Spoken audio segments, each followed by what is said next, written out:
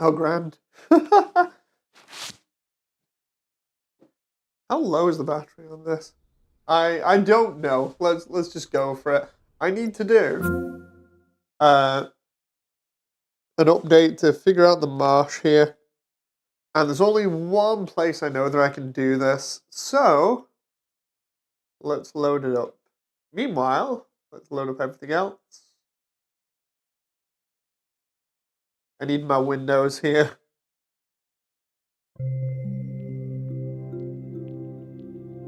Hey chap, how you doing? Let's try and do this, shall we? Let's bring up the reference as well. Meanwhile,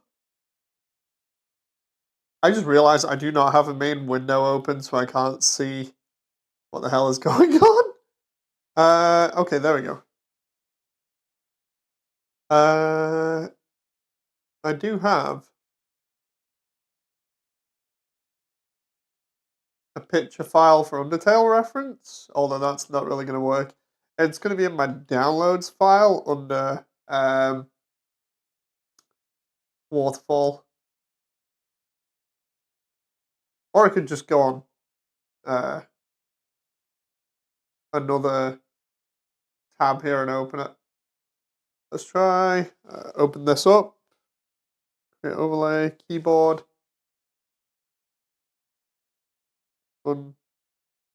There we go. Complete map of Waterfall. Click to zoom in again, and then I've got to try and navigate this screen. Oh god. There we go. I can navigate with the D-pad here, of which nobody else is going to see this and think I'm crazy.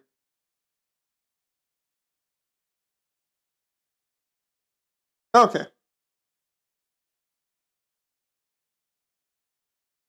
Right, can I bring out the live stream? Hey Sky! Immersiontale looking very different. It's all good. Just give me a moment. I'm gonna need your opinion up in here probably. Can I bring out the okay. I need another window that goes straight to my other live stream. Okay, there we go.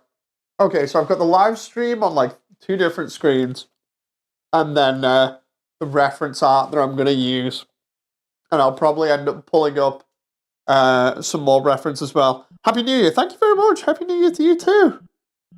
I'm like gonna hit the ball rolling, and hopefully my idea by the end of tonight, in another couple of hours, is to get the marsh done. But I'm gonna need feedback, just because of how my brain is. I love the way as well I'm like crushing my nose here against my headset, and as a result, it's making a mess of everything. Ugh. Especially because I've got a cold. Charming! Charming indeed. It's like all the weight of the headset is on my nose. Can we just like not have that? Let's just see who's on. Oh, Dial's in the Undernet Hub. Who else is in here? Okay, couple of people. Okay, so you might see me fiddling around with the headset a lot here because I really don't want this pressing on me, but at the same time, I can't help it right now. Right, what we're going to do here is I'm going to find the best world to show you ideas in, which is the drawing world. And I'm going to go ahead and show you what my idea is, and trying to find it out in 3D. My feedback tends to be brutal and vague, or extremely vague. Okay, so let's turn off the Studio Ghibli stuff, and also, or Ghibli stuff, sorry. And then what I need to do here is, on one screen over here, which I have, I need to pull up Waterfall so that I can then show you where I'm up to and what I'm playing with, reference-wise, and then I can go back to the actual reference and actually do it myself. There we go. Isn't it handy? Oh, whoa, whoa. We can just get copyright striked immediately like that. Settings. I also want to try and get this headset off as soon as possible because this is disgusting right now. Yeah. Basically, I'm crushing this thing against my nose, and because I've got a cold, it's getting very messy. I'm not going to go any further than that. It's just it's not a nice experience. So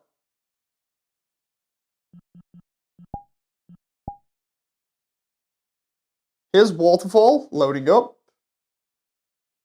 See where we're up to here. Okay, so this is Waterfall. This is all the stuff that I've done at the moment. Just give me a sec to try and find out how to move forwards.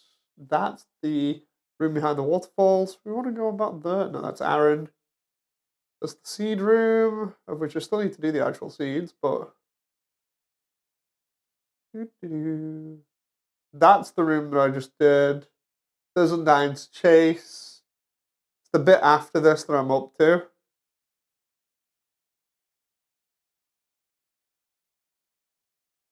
That's the bit with Sans and the telescope. There's Lauren.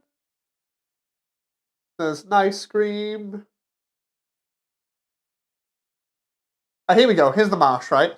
So I'll show you the video of going through the marsh. I found that avatar you're using. I can't believe you've never pulled out a piano with it. I mean, it's not got a piano. It's only got the nuke, which is why I use the nuke so often, and I think it's starting to annoy people, or already has.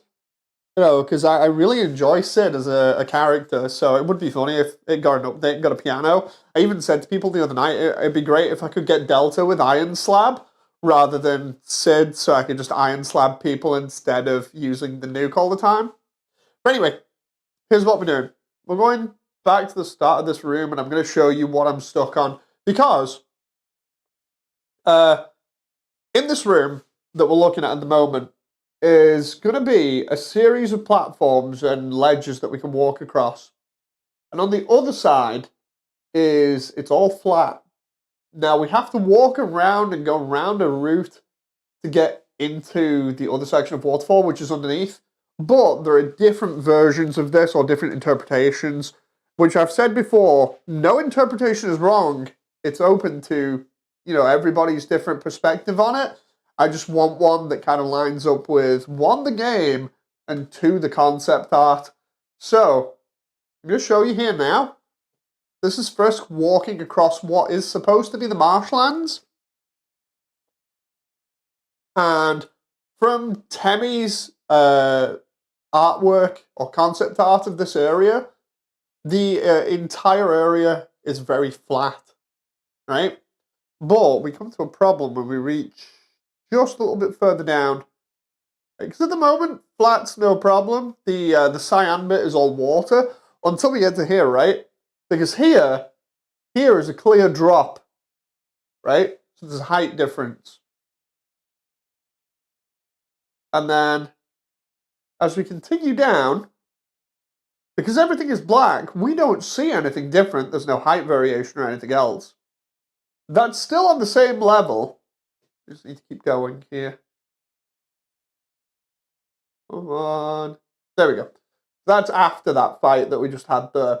We go all the way back, all the way across. Oh, curses. They're doing the cell phone calls. So we go down. There's no difference there, but after Papyrus finishes his call, you'll see. Oh, come on. Oh, come on. Papyrus, please! I just want to do this concept art so I can get a better idea of this area in 3D.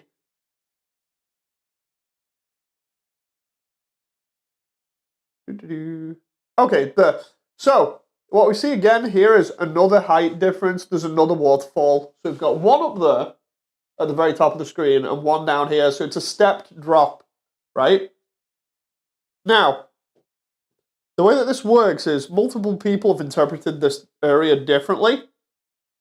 Because when you go around, you eventually go up and into like this cave area where Onion San is. This is after you talk to the Echo Flower. You go all the way around here. We go up, we go in there, and then in the next room is where Onion San is, right? Onion San being the big squid thing. So, let's put that about there. So, the difference is that, oh hey everyone, I'm doing fine, thank you very much. Done hanging out with Red Wolf Vin on YouTube stream. Oh, nice! So, yeah, the idea is that a lot of people have interpreted this differently because of height differences, and this is really annoying me. Just get a sec. It's whatever's happened to my headset here is really annoying me. I think my glasses are too far down, which will be smushing the rest of my headset down. Which would then explain what it feels like I've got a cold. Now my eyes are too close to the screen. This is what happens when you have a faceplate that was okay when you first got it, and then you got new glasses, and the new glasses are not helping with the VR experience, and I can't really do without.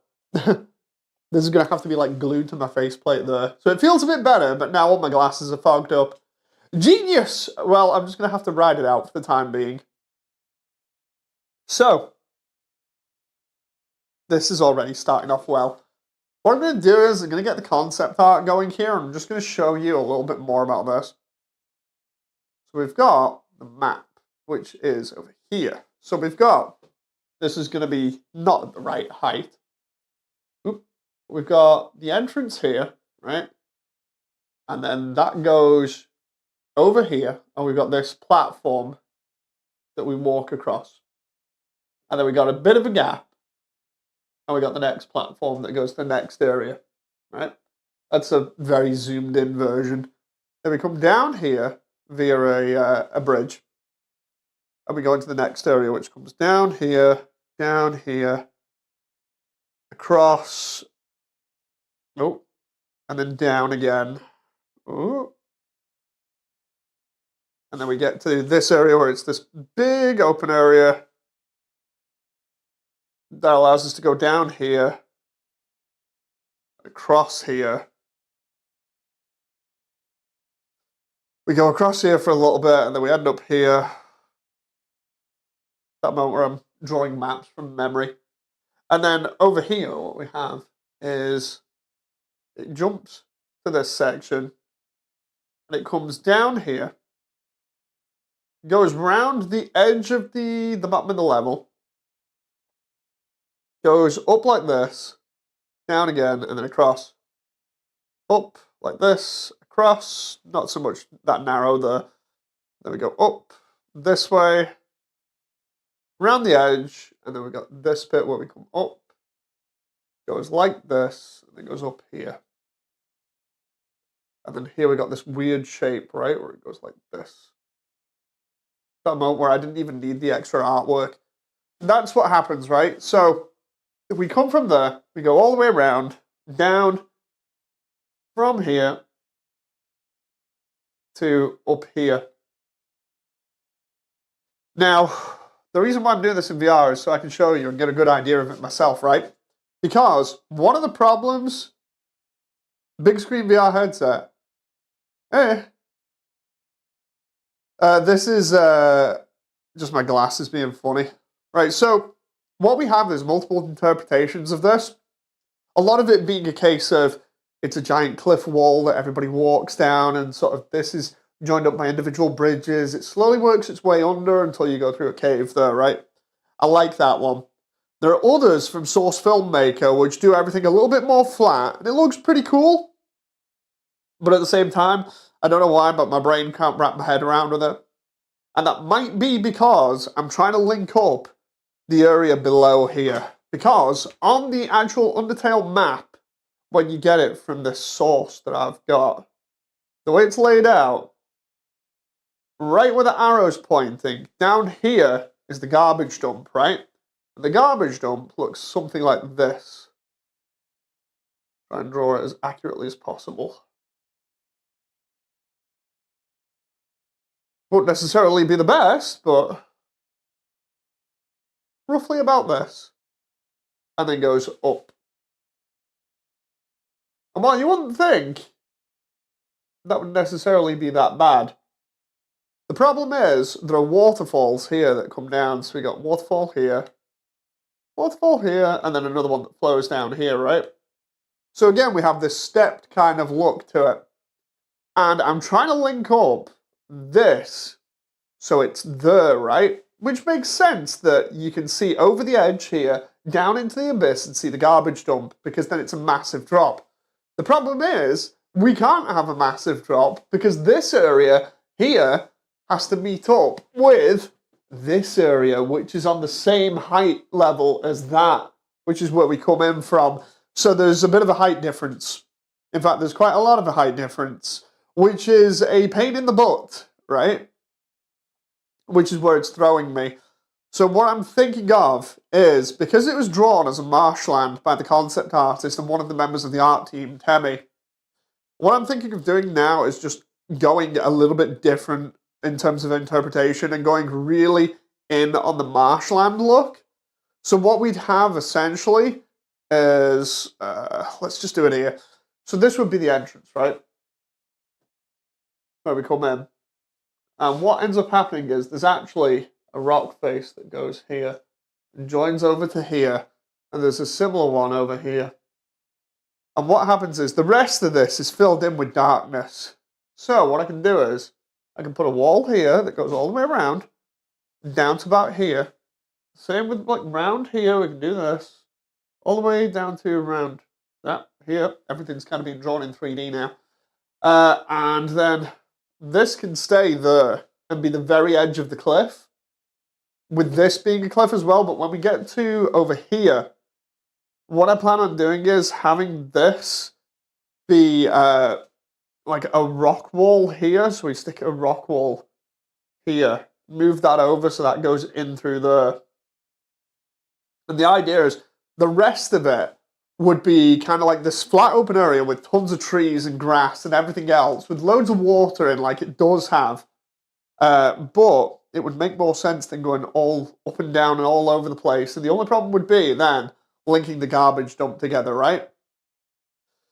So, what we've got at the moment is, when we enter this area, we enter through this giant hole in the wall, like this, right? Ooh, come on. There we go. Yeah, play nice. Right, so, into this hole in the wall, and we have this kind of look in front of us. We got another one that's roughly about here. Roughly, right? The idea is we then have water around here, and water around here. And we'd have the bridge going off here. And then over here,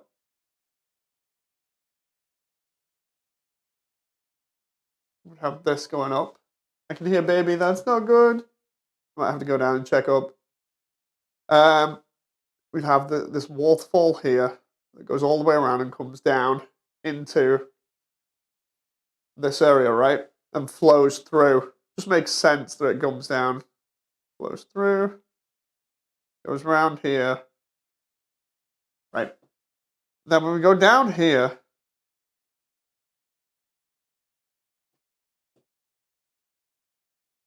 let's see, where is my, that moment where I'm trying to find my crosshair here, or my cursor. Okay, so, for the marshland, we then have, oh wait, what? Ah, it's done it again. This sucks. I didn't even press delete. I didn't press get rid of, but it's already cancelled it out. Screw this. I'm just going to go in Blender and do it. It's a lot easier, and I'm not messing around with the stupid headset that's sticking to my face. That just sucks. That sucks so much. And now the controller fell on the floor. Oh, this sucks balls. I'm just going to go straight in and just explain it in Blender instead. What are the odds?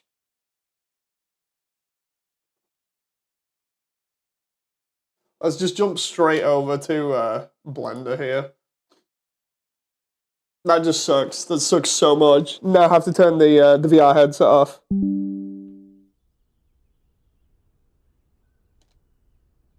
Ragdoll, I don't even... Like, I didn't even see it. I'm just like, I'm sick of these glasses getting stuck to the faceplate. And I'm not happy with how it deleted some of my progress there, because it did that to me the last time I tried doing this kind of thing with Waterfall. I drew like for 20 minutes, trying to explain stuff and be like, okay, think I'm getting my idea together here. And then, yeah, it just turned around and went, so anyway, yeet, and yeeted all of my progress. So, open the door here so at least I can get this hot air filtered out. Waiting for my new headband. I need to find a bigger faceplate, which I think I might actually have. I'm not too sure. I already thought I was wearing the biggest one, which means my glasses are way too big for it. I might have to wear my old glasses, but the problem with that is the rims on them are messed up. They're not the same. So they rub on my skin condition, or rather they aggravate my skin condition, which is why I was using the new ones. But yeah, that's a pain in the butt. It's either that or I get contact lenses.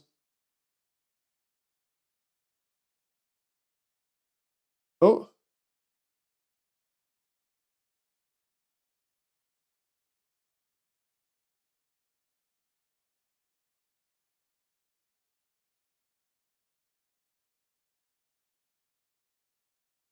Okay, and that's a big blow. I've just come back to a massive blow to the project. Oh, that's not good. That's not a good way to start the year. Oh well. Right, I've now really got problems. Right. I now have to come up with solutions. Give me a sec.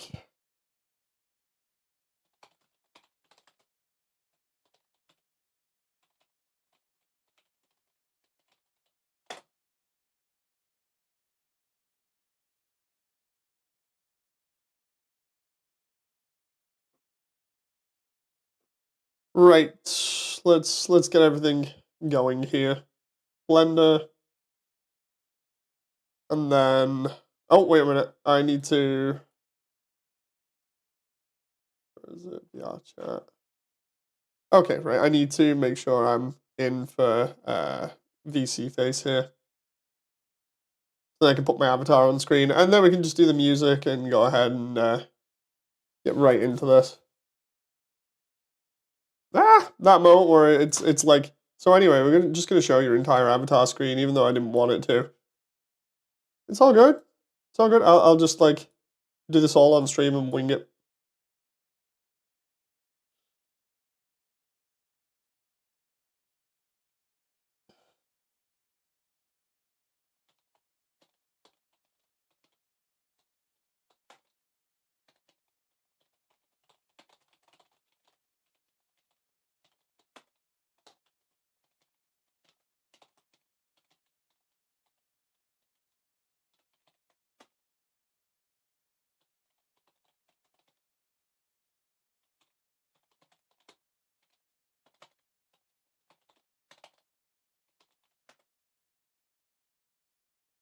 Okay, right. Let's get everything done.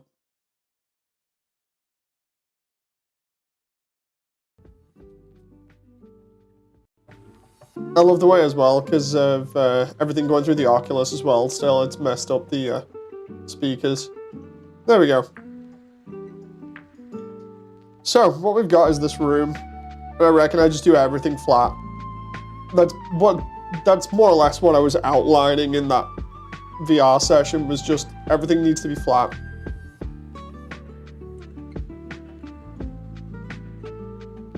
Looks so much better in Blender. I mean, it's because I can actually see what I'm working with. Again, it's that whole thing of like my glasses were super messing me up, and it's annoying now because it means that I can't do VR without really small glasses. Wait, let me just check the lens. Oh yeah, these rims are... The glasses that I've got are like a good couple of millimeters bigger than my old ones. So yeah, that sucks. And the old ones, yeah,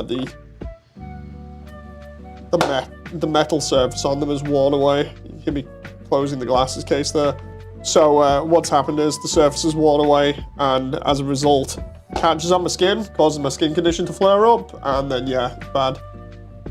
My glasses, my glasses! Sorry, says David. It's fine, man, it's fine. But seriously, like, that's the worst part about it, is like, I'm sat there trying to use VR, and my glasses just get stuck inside the headset and just get ripped off. Give me Velma vibes. It's like, I'm trying to use the damn thing, and it's just like, I can't see because they keep coming off of it. So it's like, come on, really? Not good.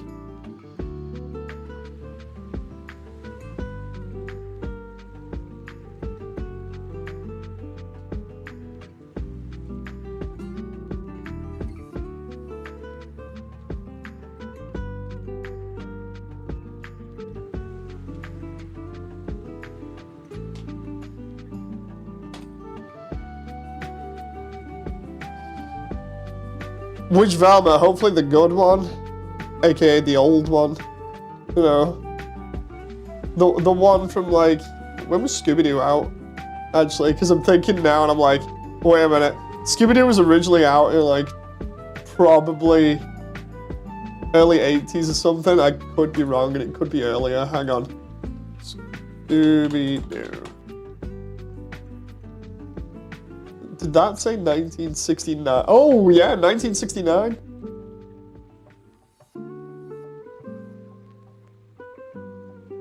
Franchise logo since 1990. Oh, yeah, 1970. Damn, that's a long-running show.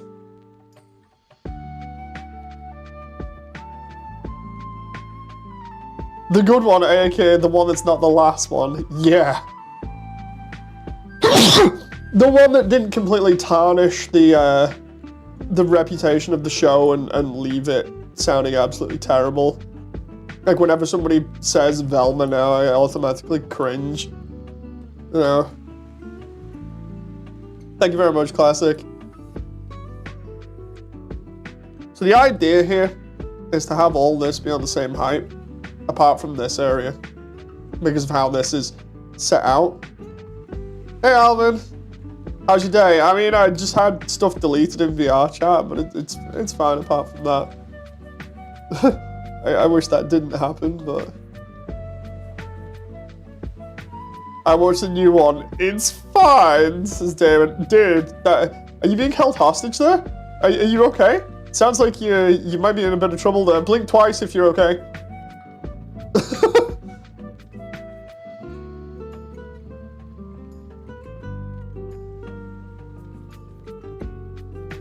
David's being held hostage by Warner Brothers. I gotta go save him.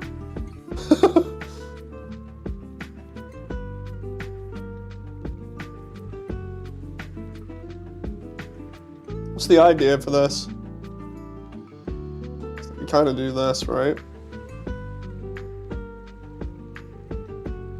This is where I'm gonna throw out some like wacky ideas, like really wacky ideas for Waterfall.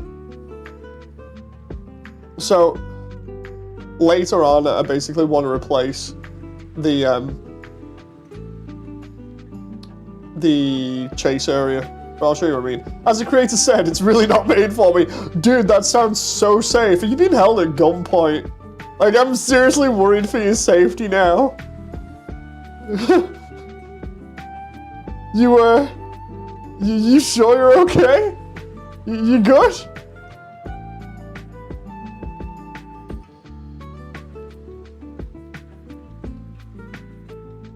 I have a question. In Undertale Yellow, who's your favourite? At the moment, Martel.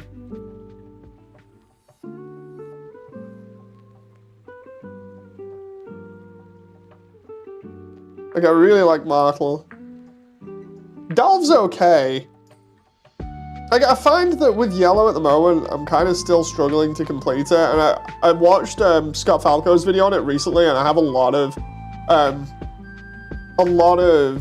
similar issues that Scott has with it, which are mainly just related to the fact that the battles can be a bit tough, you know, and before people are like, skill issue. Oh.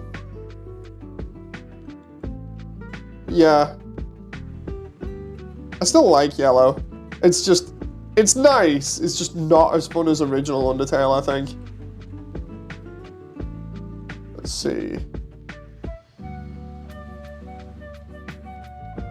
Hey, Sailor coming in clutch there, hopefully. So, yeah, I just had really bad news. So I'm gonna have to recast Papyrus. So hopefully Sailor can do the lines. Meanwhile, I gotta make this update the best it possibly can be now to offset that big hit that I just took. I love the way I'm first day into 2024 and already I'm like, oh no. Not good. Don't mean to offend anyone who likes the show. Oh yeah. By all means, people can like Velma if they want. I'm just not going to agree with them. Right, let's go here.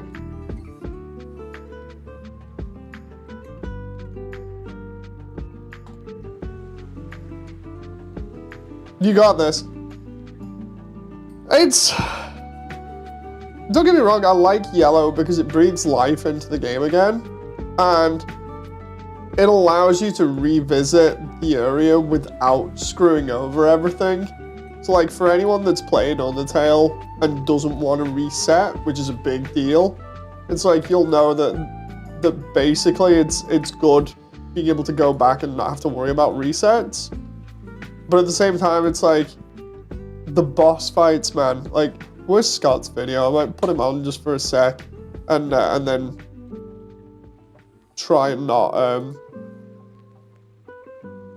get copyright striked.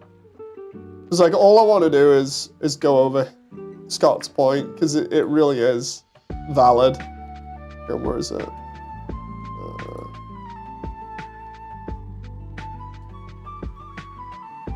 And it's a critique more about the rest of Undertale fan games as well. Undertale, Yellow, Scott, Falco. There we go. Oh, no. Just let me skip forwards here. Is that it?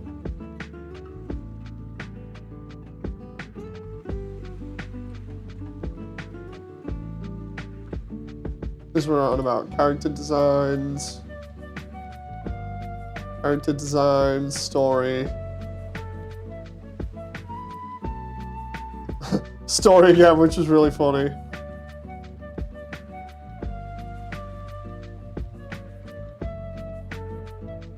I think that was the commentary on the music.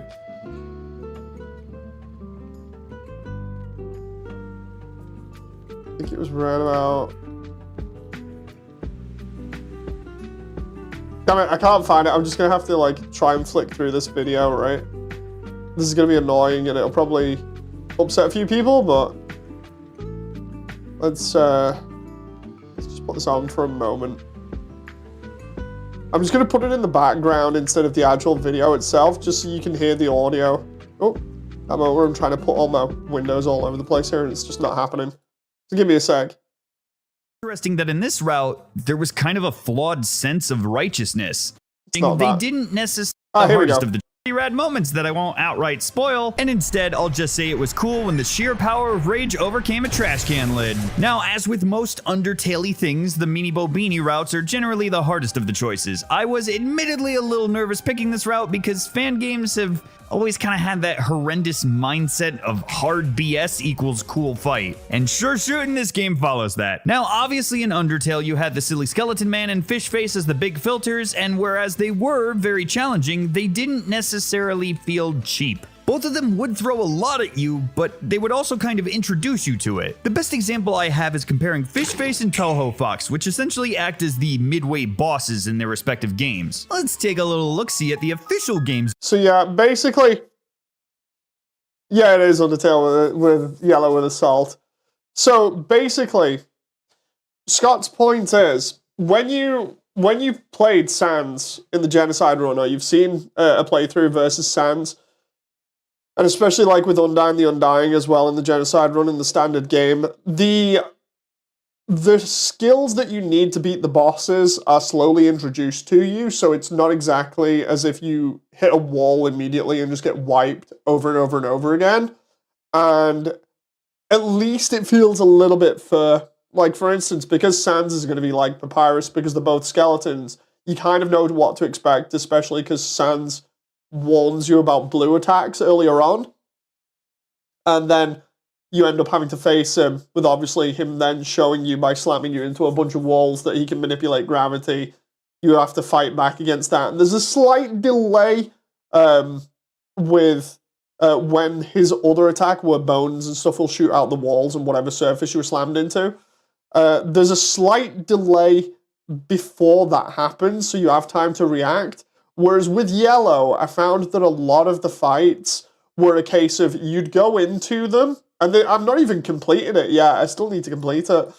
A lot of the fights with Yellow were a case of me having to heal tank them, and what that is it's a name that I came up with for basically just loading yourself with heal items, tanking as much damage as you can, and then healing if you need to survive the fight, which is, it's legit as a thing in the pacifist run, especially if you just play the normal game.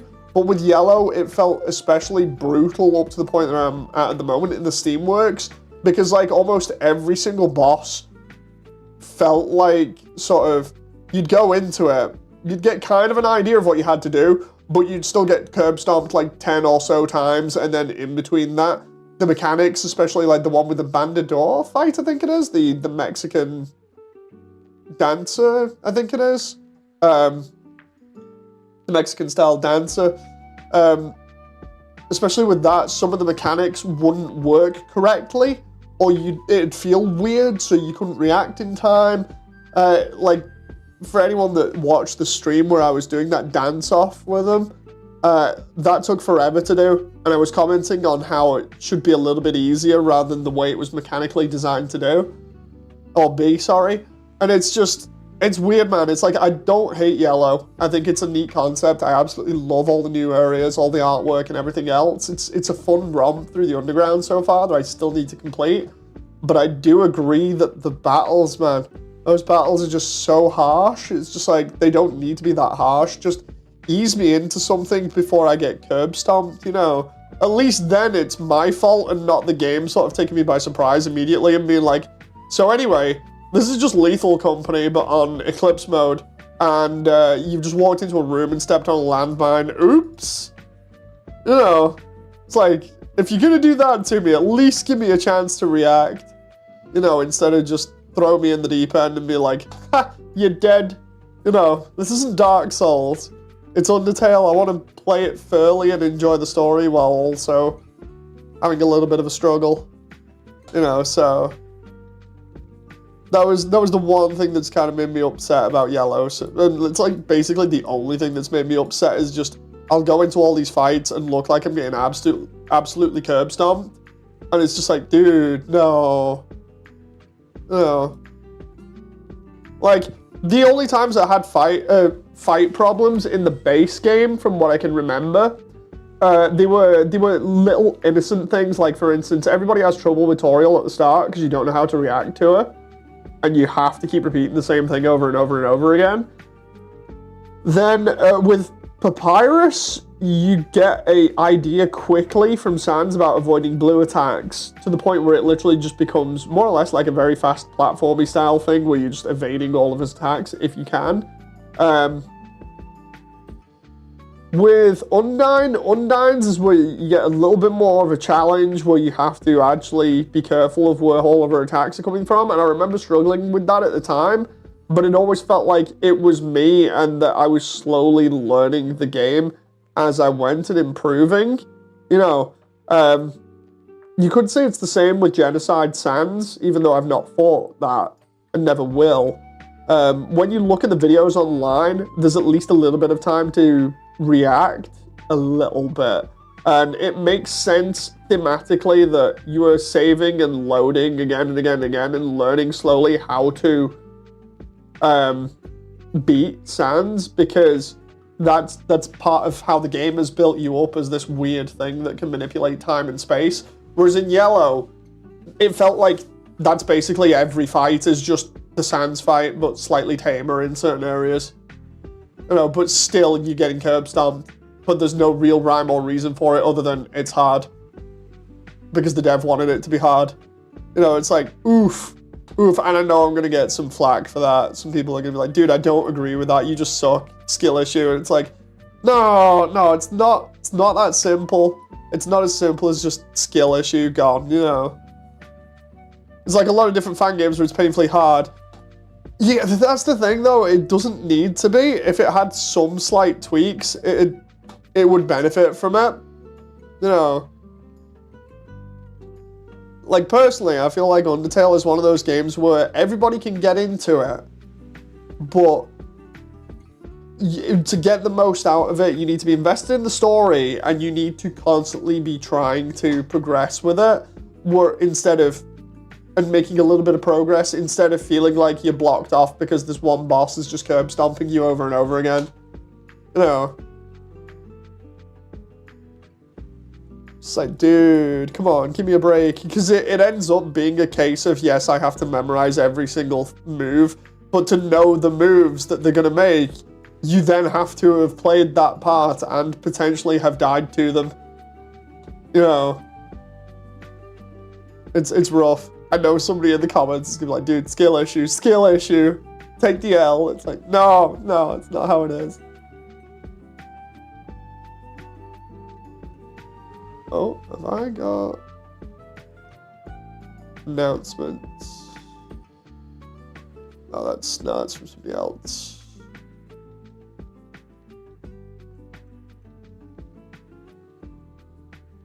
Oh, no. There we go. Just checking all these other areas where I'm at the moment. Take your time on it. Yeah, it's like I'm still intrigued with the story and everything, and I want to see where it goes. You know, because it's an extension of one of my favorite games ever, so.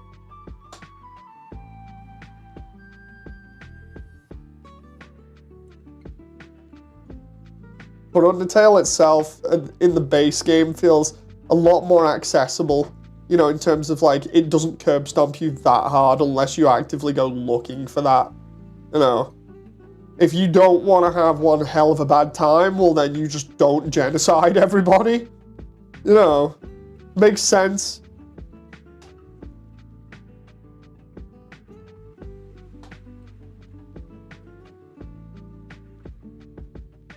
Okay, so here, we got all of this on one level.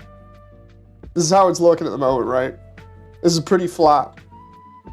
Of which the marshlands are supposed to be pretty flat. So what I'm thinking of now is I put some extra rock faces in to kind of disguise certain things.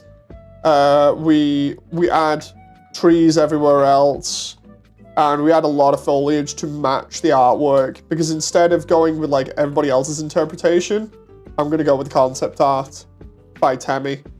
But what I will do is add the other bit here. Make a lifeline, because you can get a 1-up, not a deadline, says Alvin. Interesting. So what we've got here, if I show you the concept art by Temmie, but I'm not trying to accidentally pull up my my email here. Temmie's concept art is really good to look at, because it looks totally different to what everybody else's version of Waterfall is. So we got one here. And we got one here, which has like tons of trees in. And tons of this foliage. So what I'm thinking of doing is just doing this. It's like an underground forest of sorts, with lots and lots of stuff all over it. And I just go crazy with like the geometry nodes and stuff in here. And we base it more off that than anything else. You know. Because everybody else's artwork is different. Like, for instance, I can show you the other artwork for Waterfall, because I use all this stuff for reference. It's just, some of it is vastly different. Like, for instance, here's some other artwork from Waterfall, right? And this looks absolutely amazing, but it's only really applicable in the first area, really, where there's like sort of all these waterfalls coming everywhere, and there's mushrooms and trees and stuff. And I like it. It's really nice, but it's only applicable in the first area because a lot of Waterfall does not look like that. Based off the map, at least. Then we've got, let's have a look. We've got this one. This one's really nice as well. In fact, all this artwork's nice. Like that one. That one looks really cool. But I think I'd only use this stepped sort of look at the back of like here. That would work there, but I don't think it would work anywhere else. So maybe at the bottom where the garbage dump is, but it's really rough. Right? But putting all this together in like a mood board gives you an idea of what it should be like. Like that one there, that one looks nice as well. I don't know if that's done by Temmie too or not, but it looks very close. It's all kind of flat and looks totally different to what certain other people have done for this. This is looking like Ori and the Blind Forest. Then we've got this one. This one's kind of the same, where the marsh is lower down and has, you know, just raised stuff around it, which honestly I'm thinking is probably the way to go with like the ceiling and everything. Let's see what else I got here. I've got an absolute ton of artwork. I just obviously can't go through all of it, but which one's that one? That's a choice one there. That one's later on where we see Asgore's castle in the background. That looks really cool. That one's applicable. I can do that easy. Provided the shots, plant, and the environment goes well and is planned out in advance. I had tons of this stuff for other areas. Here's one that I like using quite a lot for reference. This is one, I think it's a Japanese artist, but that's Onion Sands area. And then we've got, let's have a look. Aaron. Let's see. Here's another one that's easy. This one is of Monster Kid and Frisk walking through when they've picked up the umbrella a bit later on. Ooh. Let's see, what else we got here? I got a ton of these. Absolute ton of them. There's the garbage dump. There's the same area with Monster Kid in the background.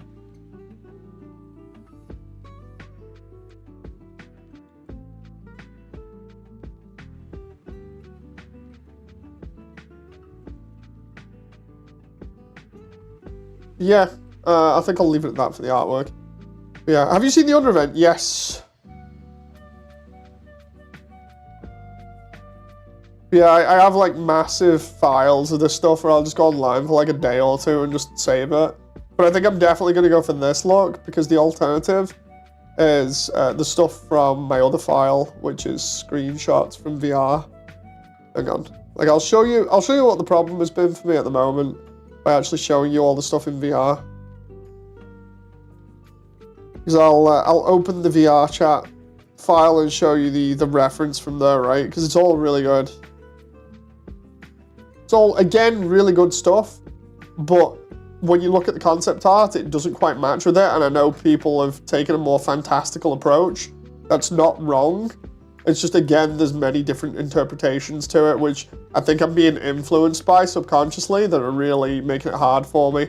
Like, for instance, for anyone who's not been to it, this is Latipod's Waterfall in HD in VR chat. That one's brilliant. It's on the edge of a cliff. The other part is raised up ridiculously high, but there's no real way to get down to this area below safely. You can't do it.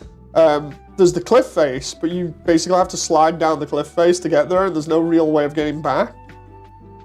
So it's awkward, you know. David. Oh. Good job I don't have that file. Then, of course, the most famous one, which is Frisk's one from Hall of Souls. Gotta drop Frisk's name in here. Frisk is really good at creating this, but as you can see, Frisk's one, basically, even though it's the best one, I think, in VR chat for just making it feel massive and really cool, it makes Waterfall look like it's on a giant cliff ledge, and then you have to drop off into the abyss, which doesn't really link up with the trash zone, which I'm trying to do. So, even this, even though it's so cool, you know, like, we throw on the shot that we would have looking from the start of it. It looks so nice, but I really can't use it, which is unfortunate, you know, because I absolutely love that version. I think, again, I'm going to have to go with, I get rid of these couple over here just for a moment. Today, we're going to do this, and it's going to be flat like this. We're going to take the official artwork by Temmie and some of this, and we're just going to go for it in this room right here. I have a question. Will Gaster be in? Yeah. Gaster's going to be in. It's going to be fun. I think I've answered that one before. So we need to figure out where we want walls, right? So I reckon, because I've got a door here, right? We come round here because it looks like there's a wall there on the sprite work. We can figure this out by this line here. So we've got a wall here, which looks like it comes down and has this little bit that's outcropped here. But we don't see that wall until over here, right? So we can assume safely that this is probably a wall that blocks us off here. Goes round, and then does the same over here, right? So this, if this wall goes anywhere, we'll probably meet up over here. So you got this massive area full of like trees and stuff, and then there's this ledge. So we're gonna slightly delete this. Because if I can figure this all out now, that's it. We'll have the marsh done tonight. So you have this ledge here, where we're gonna have that drop off. Then instead of this coming like that, we're gonna have it come out just a little bit, like this. And then we're gonna have that drop off again. And then this is gonna come out slightly. And we're gonna have that drop off there.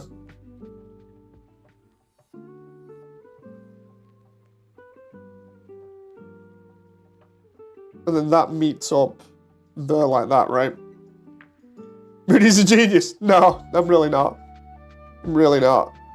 So we go out here, we go round, we've got another wall here, and then we've clearly got another one here, so it kind of comes back to there, right? And meets there. So we got all this area to work with. And then we've still got the garbage dump. That's still got to go round. So we've got to have this wall extend over here, like this, and come back in. We're going to have to make some concessions here. But then I don't know what to do at the end here. Because when we come out of the garbage dump, we're going to be over here where Undyne's place should be. But over here, this waterfall just drops off into the abyss.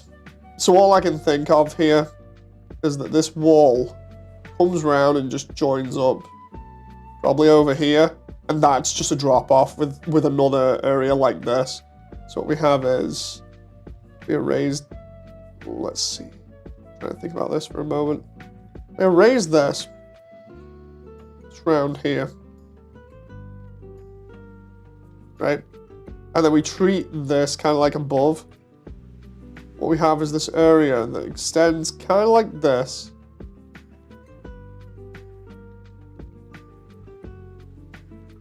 And then we got some other ledges that are around the edge. Come out here. And they can go off, like down here into another cave that goes around. Got another ledge here. It's going to have a bunch of trees on it. And this is going to be where the water flows. And that's going to come down there, splash into a pool at the bottom, or just out of sight, and then there's going to be a hole there. But that just makes sense that way. So yeah, that's how I think I'm going to get that done. And then for Undyne's chase, Undyne's Chase is going to be weird. Like, it makes no sense. I'll have to explain that one later on. But what we'll do is, we'll do this for the time being. We'll just try and get this outer wall done. I've already kind of done it a little bit, but I'm going to need to make more room now, so might as well just, like, redo this.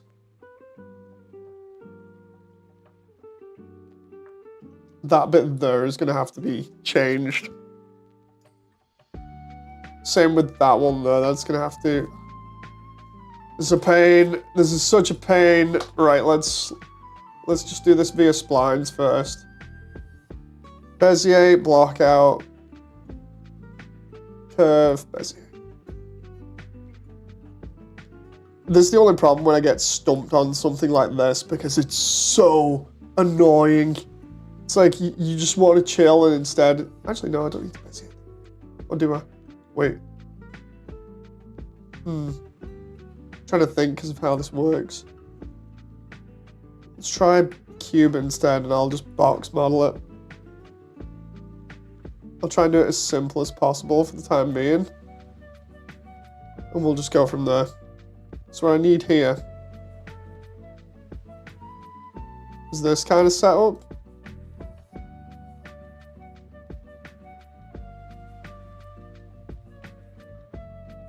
It's frustrating when you like don't know exactly what to do and you just get thrown for a loop. Do you have any real world references? No, not of this. Not of this. Stay determined, says Alvin. Thank you very much, Alvin. Have you used wall paths or extra walls in Blender to become extensions? A little bit, yeah. Like for this, without reference, it's hard. And with the reference, it's still a little bit hard. Like we gotta do this. We take this out, right?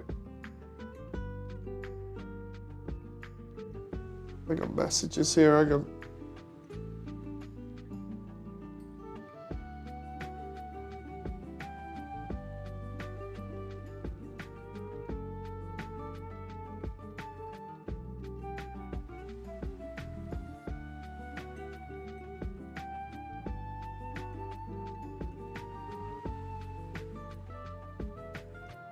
Okay.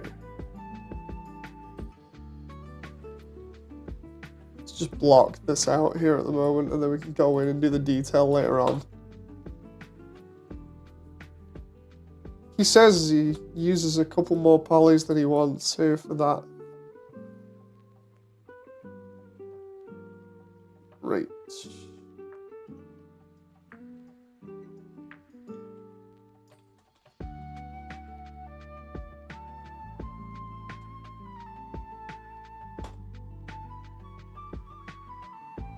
I'm getting messages. Let's see. Oh, I see. Yeah, dude, I watched the Hidden Falls one the other day. Yeah, I watched some of them. I watched that. Dude, coincidence.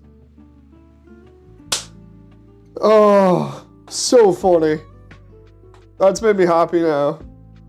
Like, no joke, I watched those just the other day.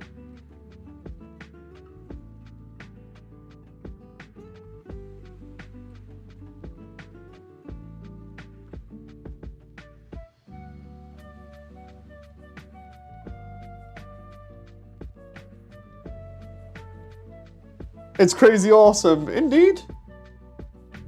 So what I need to do here is try and follow this around. It's a problem because the way these faces are going, I'm gonna need to grab this and just go with it.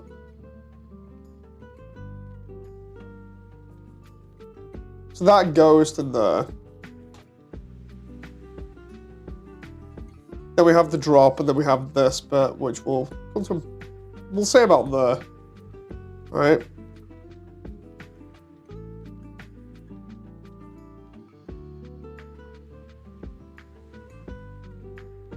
Let me take this out.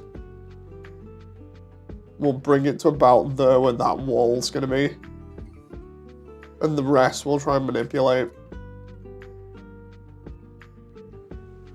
So for instance, all these lines now, we'll push them to there.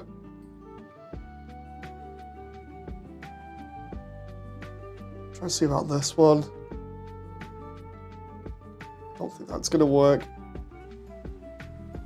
gonna have to start doing like this up here where we start cutting into it more.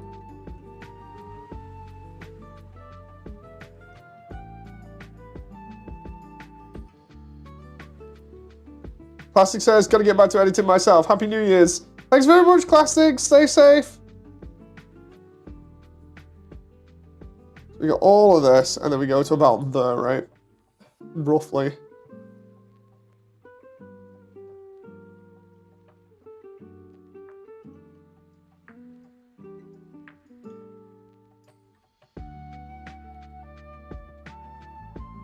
Oh. That moment where I'm trying to extrude there, and then I realized I need to make another loop here so I can have this.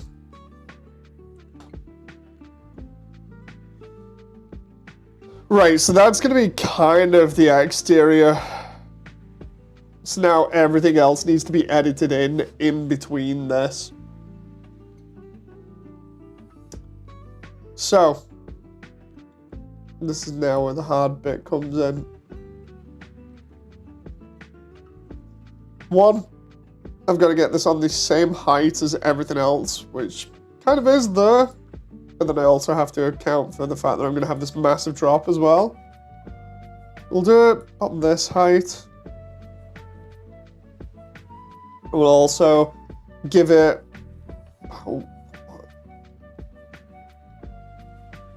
probably about this, maybe? The thing is, I'm literally just guessing there, and it's going to be terrible if it's not right. And I just noticed there's an issue there.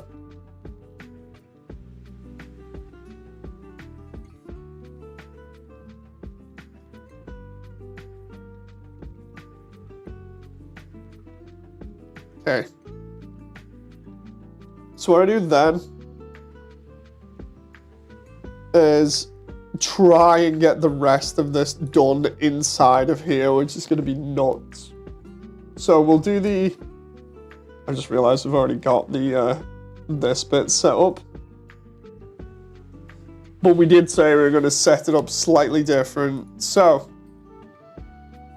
I know that's a drop there. So we'll set this up how it looks down below, where we got this coming out. And then this coming out. That's fine there. We just need to extend that, I think, a little bit. Instead of having that there, I might just have it there.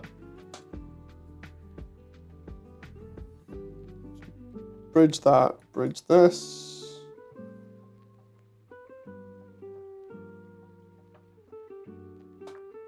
Actually, I need to get rid of that face anyway. I still need this one. That one's gonna be awkward. Right. Here's where I start having problems.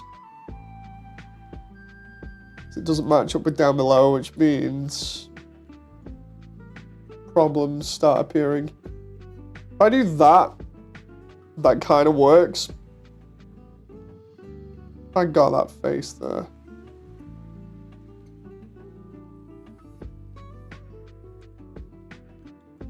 No, I don't.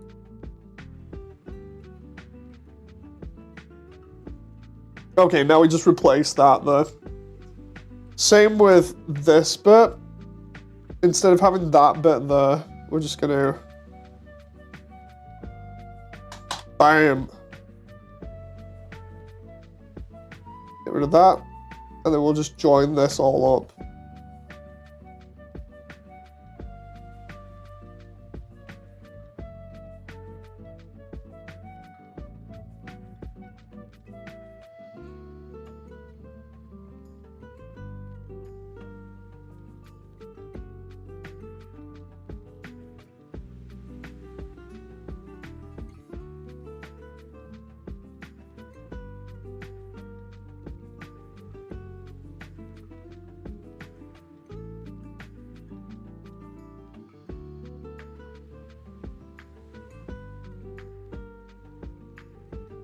Okay.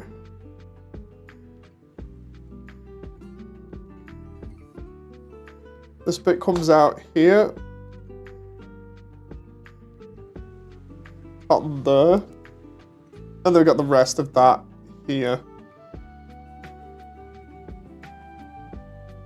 Of which that'll all then just come down here, I suppose. At least that gives me some height. Same with this bit. I need to extrude that out. Hey Sans, are you new to the channel or? I'm not entirely sure.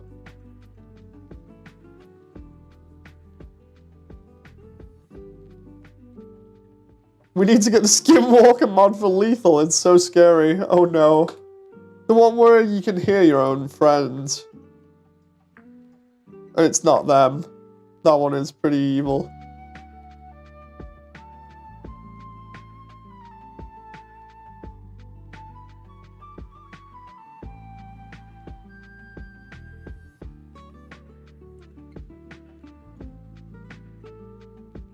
Bring that to about there.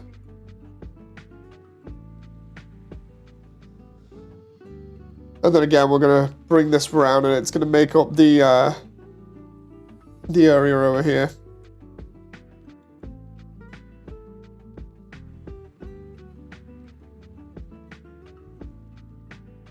It made me your voice. Yeah, I'd seen something about it where it was terrifying. So you can say something and it records you and then plays it back, and everybody else is like, wait a minute, was that you? And then next minute, everybody's dead. Just imagine nobody knows the time, and the next minute all you hear is me going 5 minutes. Like, oh, it's fine. It's not actually me. Dave, is that you? No, it's not me. It's not me. It's not me.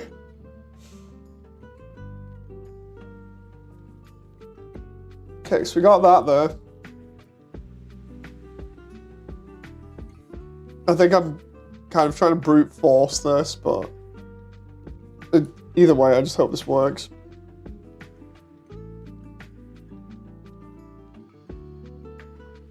So our figure is with this part, similar to the intro of the area where we have it on a lower section.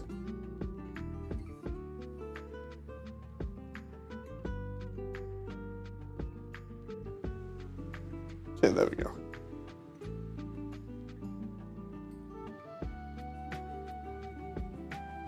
Just have that like there for a moment.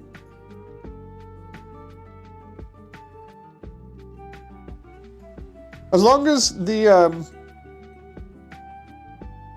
Sean says it's not him, and then we all poop ourselves as David. Oh. Seriously, seeing everybody get stuck the other night with a nutcracker and 2 coil heads was nuts. It was Proof and Lucky. Damn, that was creepy.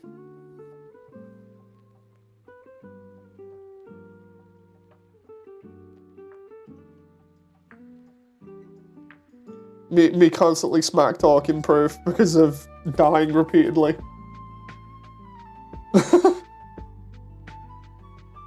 It's gonna get to a point where we're just like constantly smack talking each other. I'm still upset he did not take responsibility for that facehugger, and then off stream tried to say it was still me. He's like, dude, you can hear me say it. I was like, no, you can't be going ahead and doing that when you just ran past me at light speed going blah, blah, blah, blah, blah, hugger. I'm like, wait, what? Can't be doing me dirty like that, man.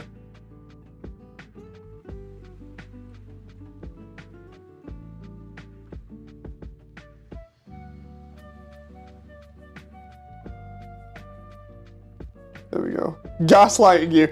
Dude, the worst part is him not taking responsibility, you know? That's the worst bit. It's like, dude, you're always, like, hugging everybody. It's like, just go in, get some items, come out, and don't be a chicken. Oh. Hell, I thought I was bad, and then I started actually coming out of the ship and doing the work, because it's just like, well, I guess we gotta need more people here to get more money, so... Oh. You know it's bad when I come out of the ship? Because normally I just like having a laugh and coordinating everybody to try and make sure that nothing happens and hardly anybody dies.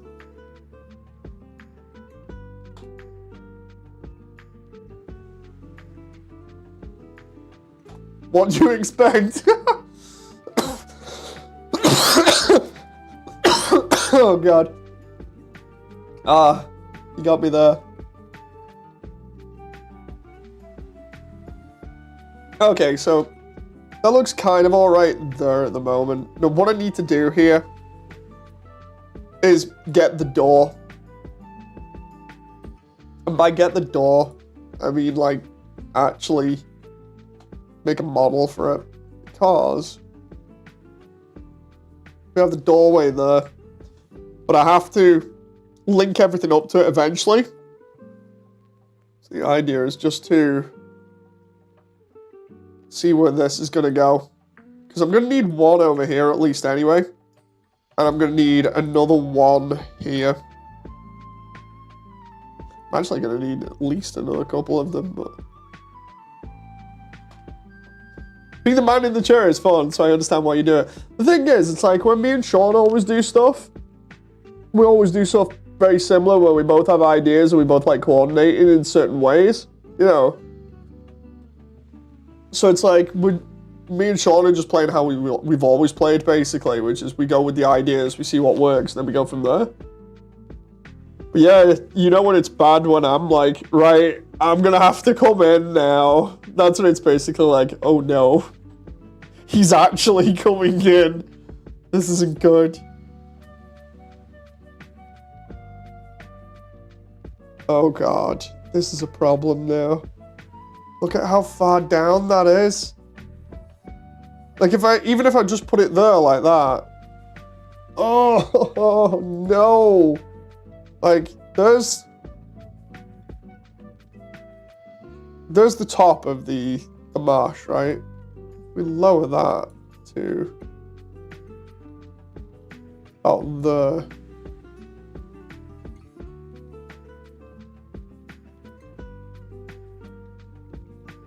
Oh, dude.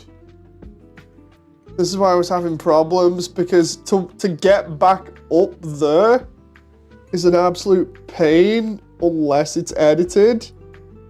Because that height drop is what kills it.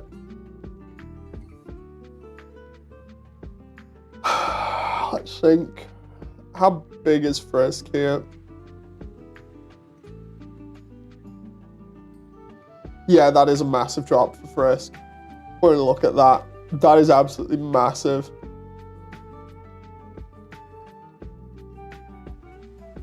Oh, I know he doesn't mean anything by it, Damon. He's trying to get a rise out of me, you know. It's more the whole thing of, I explained it to Jen the other day. I said, I'm trying to treat it as though I want nobody to die. And as if it's like real life, you know.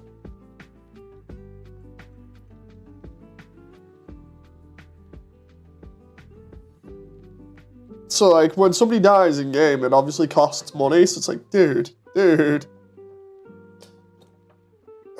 I'm gonna have to change the height drop on this because of how big that is. That doesn't make sense to have it be that high. But then again, it does need to be some sort of a drop. Right, so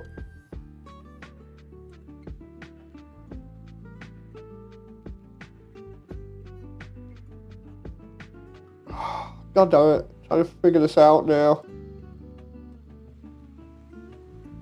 Frisk needs to get back to there, right?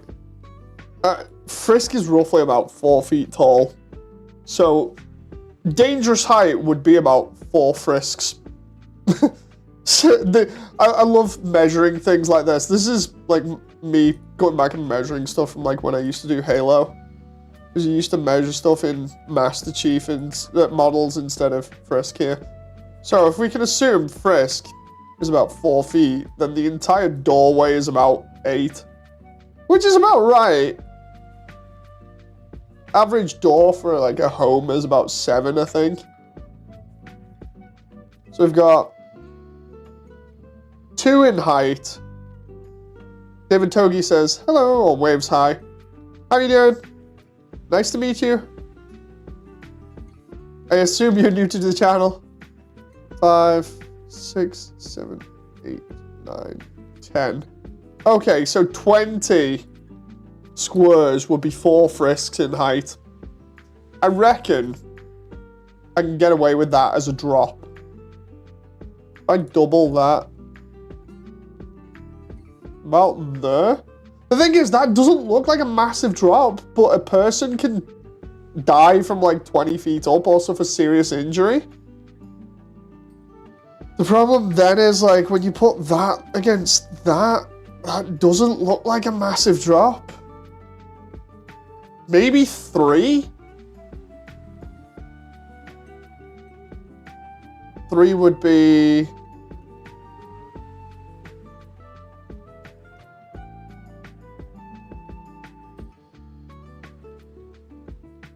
Four.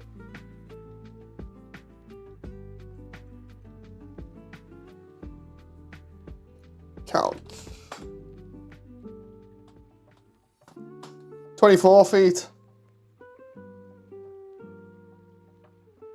Let's see how that would look if I made Frisk fall from 24 instead of 16. Kind of works. I'm good, thanks for asking. Happy belated New Year. Thank you very much. I hate to ask, and I don't mean any offense by it, but are you new to the channel?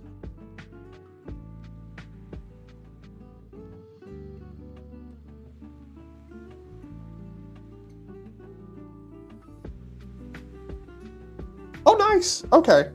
So, I guess I should kind of introduce this as a way of showing you what you've stumbled into then, because I'm assuming you've been recommended to it based off Undertale stuff. So, I'm just going to get the trailer for this.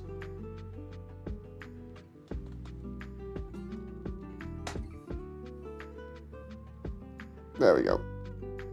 I'll just pull the trailer up now.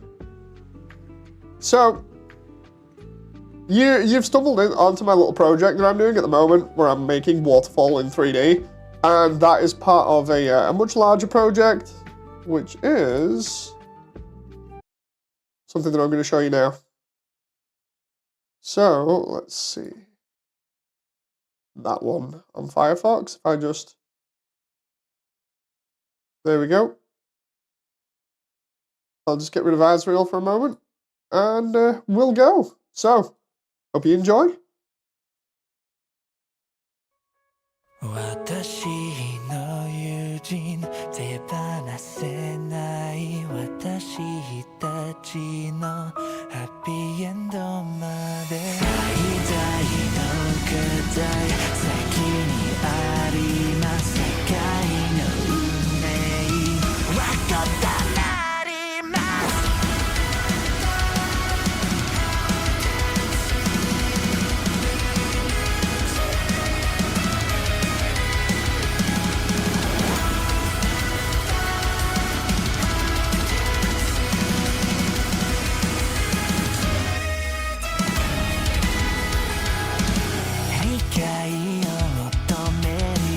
優しさを求める彼らの心を許して満たしてください力の中に恥がありますあなたの係に従ってください枯らせないで殺されないで大丈夫最高の変化はありますかあくまでさえ戦略がSo I guess you hold on and do what's in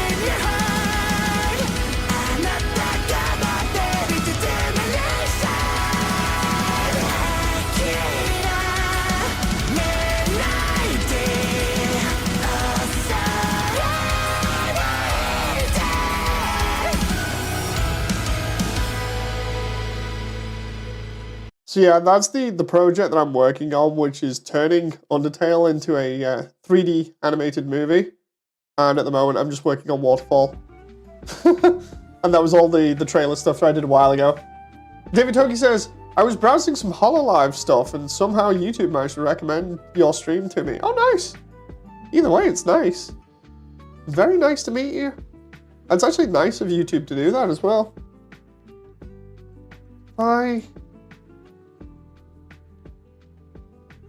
I do this? I think it's because I obviously put English-speaking VTuber on as the tags. So that's probably what's done it, really. I just realized, can that go up there? Because of how this is. That might be able to be done based off that, but and lower that slightly. About there, we can have like a ramp that goes up there. It's gonna roughly be around there anyway. But yeah, the idea here is we come out over here. We've got the marsh area that goes all the way around here. We come across here, we go around, we go over here. Got all this marshland area over here that's gonna have like forests in and everything. We've got the waterfall at the edge here. Then we go round, go over the bridge. Did you make the soundtrack? No. That's by Timegraph. And then down there is where we've got the garbage dump. I need to see, is that the height of it? Hang on. Because I need to check that. Yeah, it is the height. Is there any way I can change that to maybe like one more block?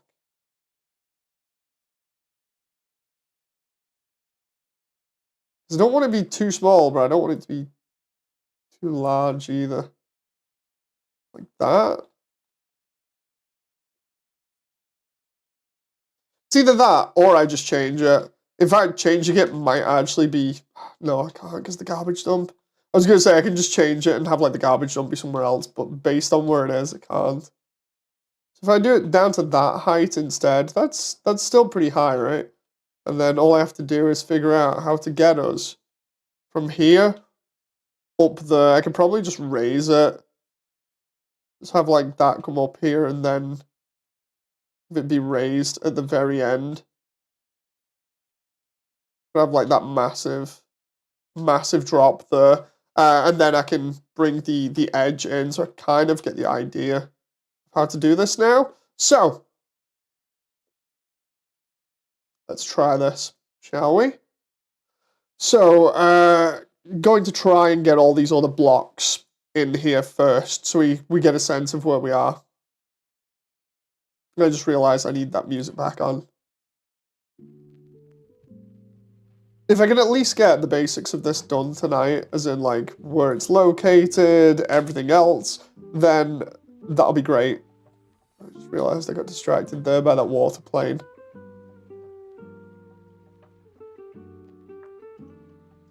So if we do this, put this here, that has to come out.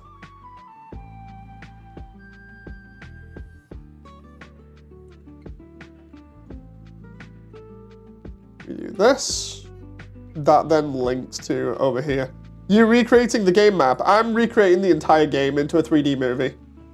With all the characters and animations and everything. All of it's done by me. Apart from the voice acting, of course.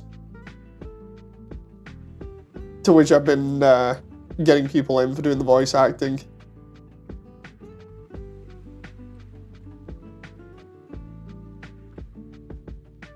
Okay, so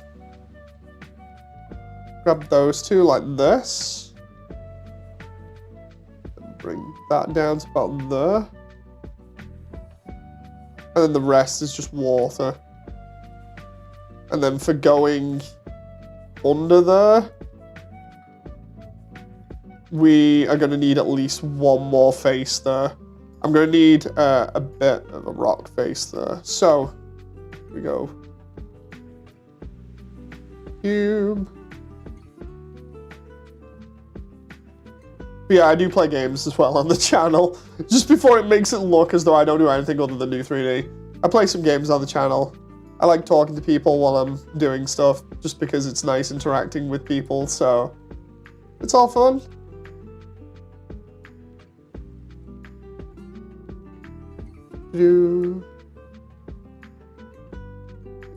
Is it necessary? It's a movie, right? You should probably show a snippet of the scene, not most of the map. See, the thing is, a lot of people have said that, like, why recreate the entire thing in 3D? And the easiest way to explain it is, like, for instance, in this area, where we've got all this stuff going on, right?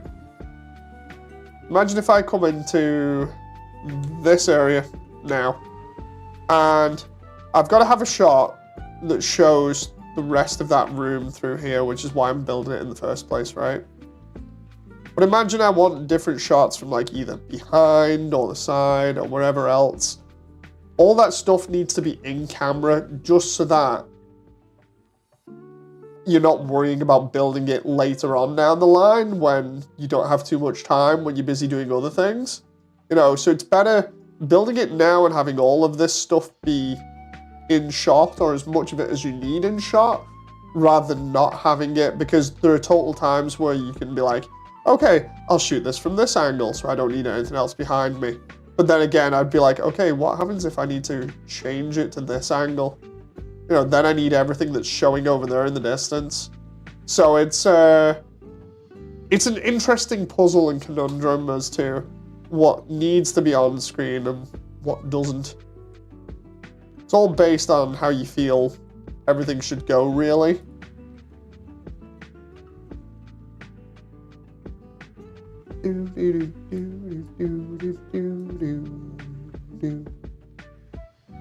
Just realized I'm gonna need another doorway here.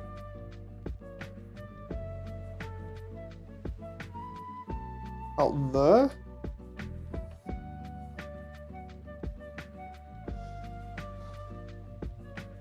Then we can slowly start filling this in. That's looking alright. And then that comes under that section of the map. Goes down here, under there. And then we've got down here, which is the garbage dump. And then that's gonna go off into the distance there. That's gonna drop down again. And then we should be able to come from there, walk all the way around, and slowly make a climb up there. And then we go in through there, which then brings us back to here. Which should work. So let's start fleshing this area out. What I'm going to have to do here is take the floor over here and just lower that. I need that to be just out of the way for the moment. If I take that and just lower it, then we're good. That won't get in the way later on. I can just model around that if I need to. Since it's a personal project, I guess you're not fussed about time and money.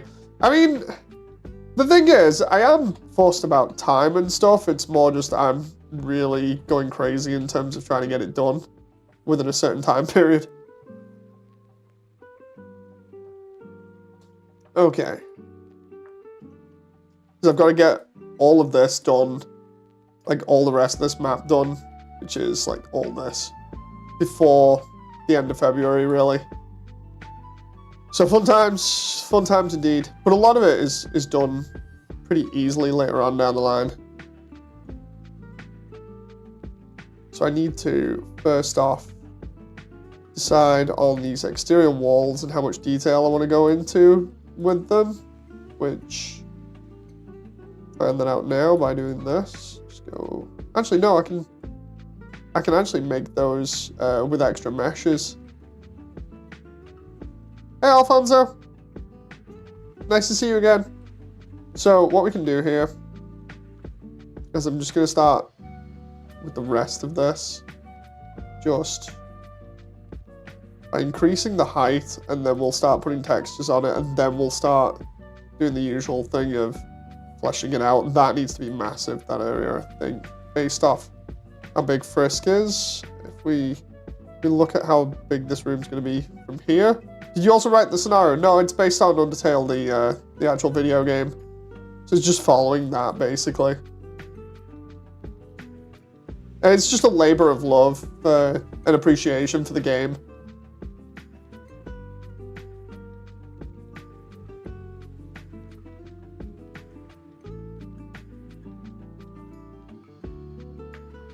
Oh, I just realized that's a measurement block, not actually Frisk's movement cube, which is here. Okay, so about there. I take this. Let's go see how small Frisk is now in this marsh area. Okay, so that's gonna look really impressive and imposing once it's all done. These areas, man, they're gonna be so big. Right, so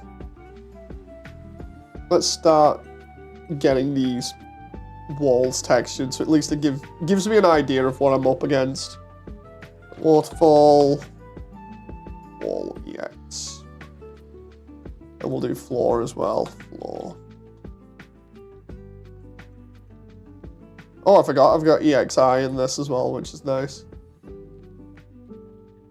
Right, so let's take these walls. Oh, wait a minute. Are they... Oh, that's handy, actually. Frisk must have great stamina. Indeed. Frisk is on a massive journey. We're getting out of the underground with this one. Right, so we do a cylinder here. And that should allow us to take the entire thing and just map it. Almost spoiling things there. What we do is take that, unwrap, hit the unwrap button, and it messes it up slightly because it's not done it how we want it to. Go cylinder from the poles. Now we should be okay there. Where's that? I think that might be over the edge though. That's fine though. Let's just try this and see what happens.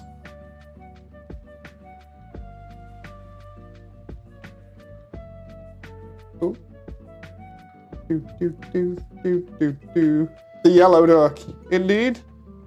The area with the yellow duck. So.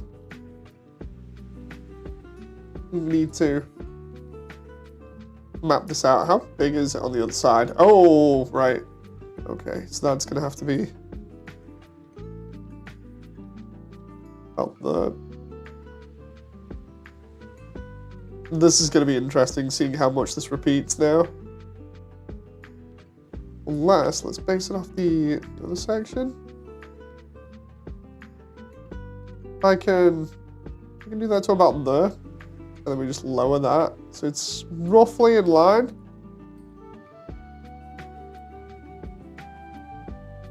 About there. Right? Then we get most of these exterior walls at least textured and given an idea of what we want it to look like. Same with the floor. We just keep working on this. And eventually we'll get something that looks kind of like what we want. It just requires a little bit of time and effort.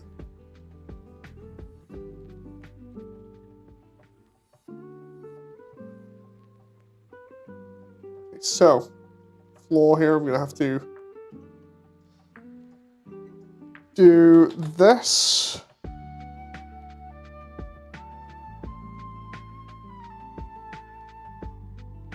The idea being that eventually I can look at this. But it shouldn't look out of place with Frisk. Oh, I got a message.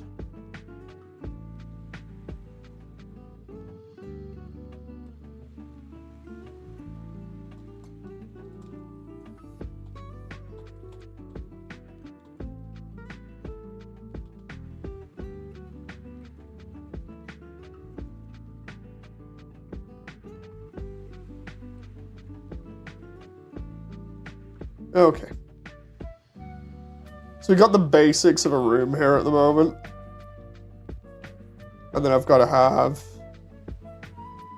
at least up to about the done, and then the rest can be waterfalls. So then we've got to lower the height a little bit. So let's see, where's the water? If I put that about there, see what that looks like. Okay, that's not looking too bad already.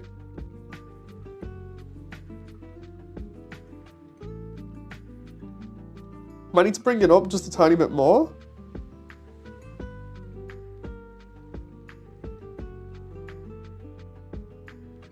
Oh, come on now. Trying to figure out where this is in terms of like how high it's going to reach on the actual marshland.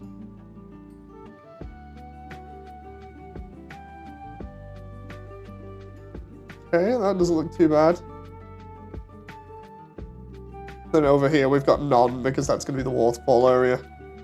I just need to get rid of that there, that's going to be an issue.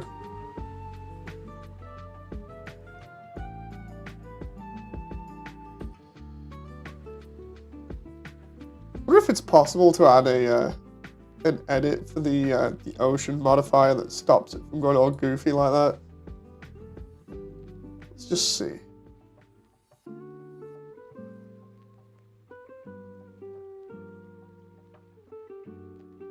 How long have you been doing this movie for? About a year, roughly.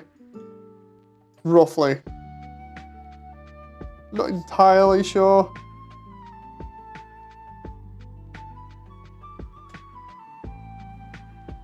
Oh. But roughly about a year. What happened was I ended up having an injury in like 2020, 2021. And then I started it after that. Because I was basically regaining the use of both my arms. And that's not looking too bad. And then that's where we're going to have the waterfall there, so I'm going to need probably another little thing in there. Like a little wall or something.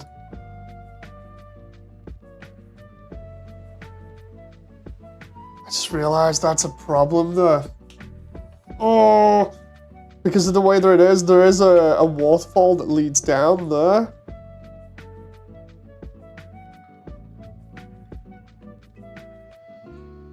I can always just drop that slightly.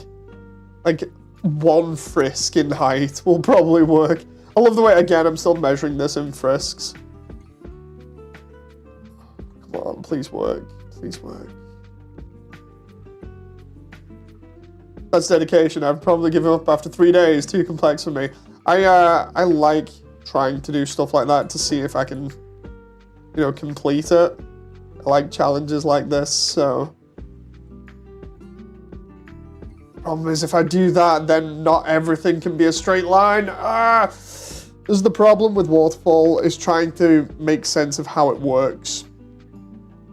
Like, the only other thing I can think of here is I have a waterfall come from over here somewhere instead, like in the roof that drops in instead of over here, because it makes no sense. Like,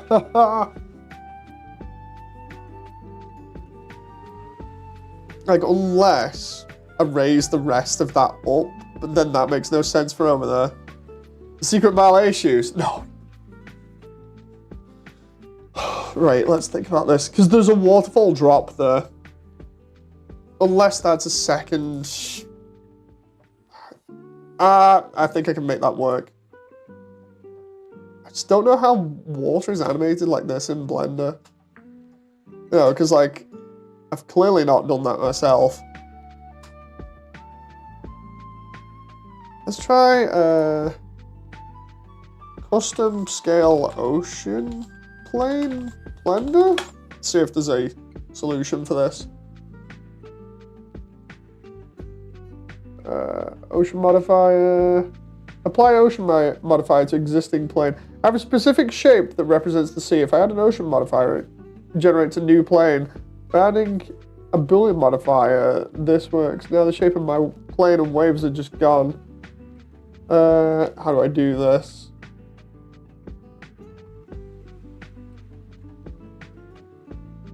You need to subdivide your plane as much as possible, otherwise you get no effect. Then you set the geometry to displace.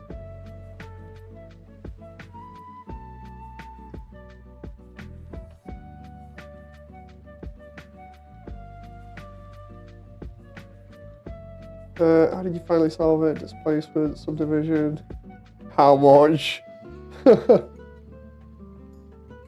This might be a problem, like a massive problem, but I have zero knowledge about movie making. I can only dream of making a trailer, let alone a movie.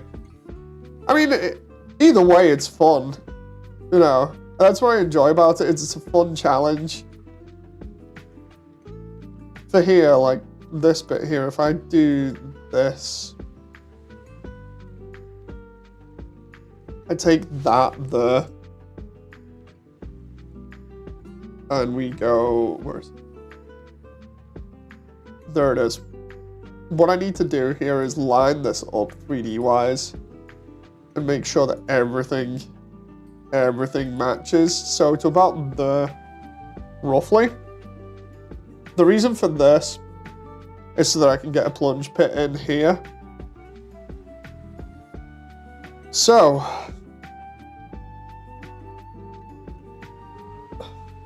this is gonna be a massive issue. If I go like that,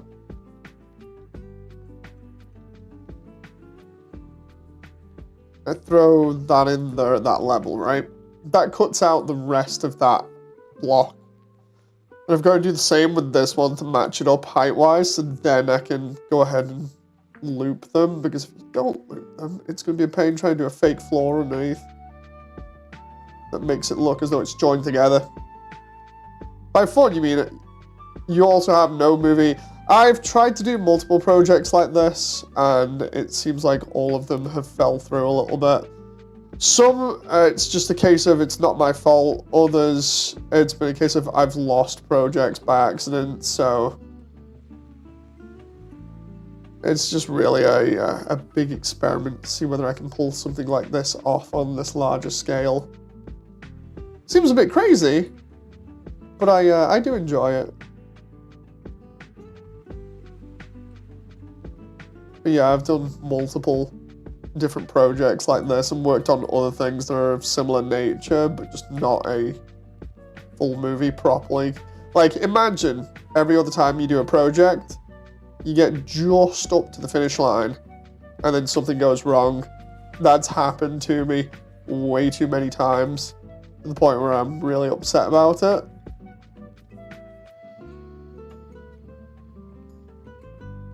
Oop. So yeah, I'm kind of trying to hope to, dear God, that this is the one that breaks that sort of cycle. You know. Yeah, I've been doing this stuff, like this kind of stuff, since literally about, let's think, probably since about 2010. And then just video game stuff since about 2005. Yeah, it sucks. I'll get to like the very end or a certain part of it, and then something will go wrong, you know. And it's not nice to be in that sort of situation. Like, I started off doing video games, modding, you know, just modding video games. I had this big project going. It was just fan game stuff, or rather fan mod stuff, the original Halo game. I did that for about 4 years, and I was project lead on that.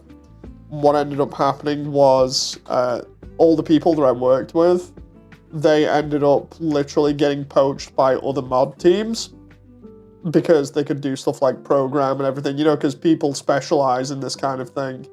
So you specialize in whether you're doing like textures or whatever else. Well, people specialized in certain areas, and all of the people got poached by another team, which was not nice. So I wasn't happy about that. then I tried to do another project based off another property, which is Dead Space.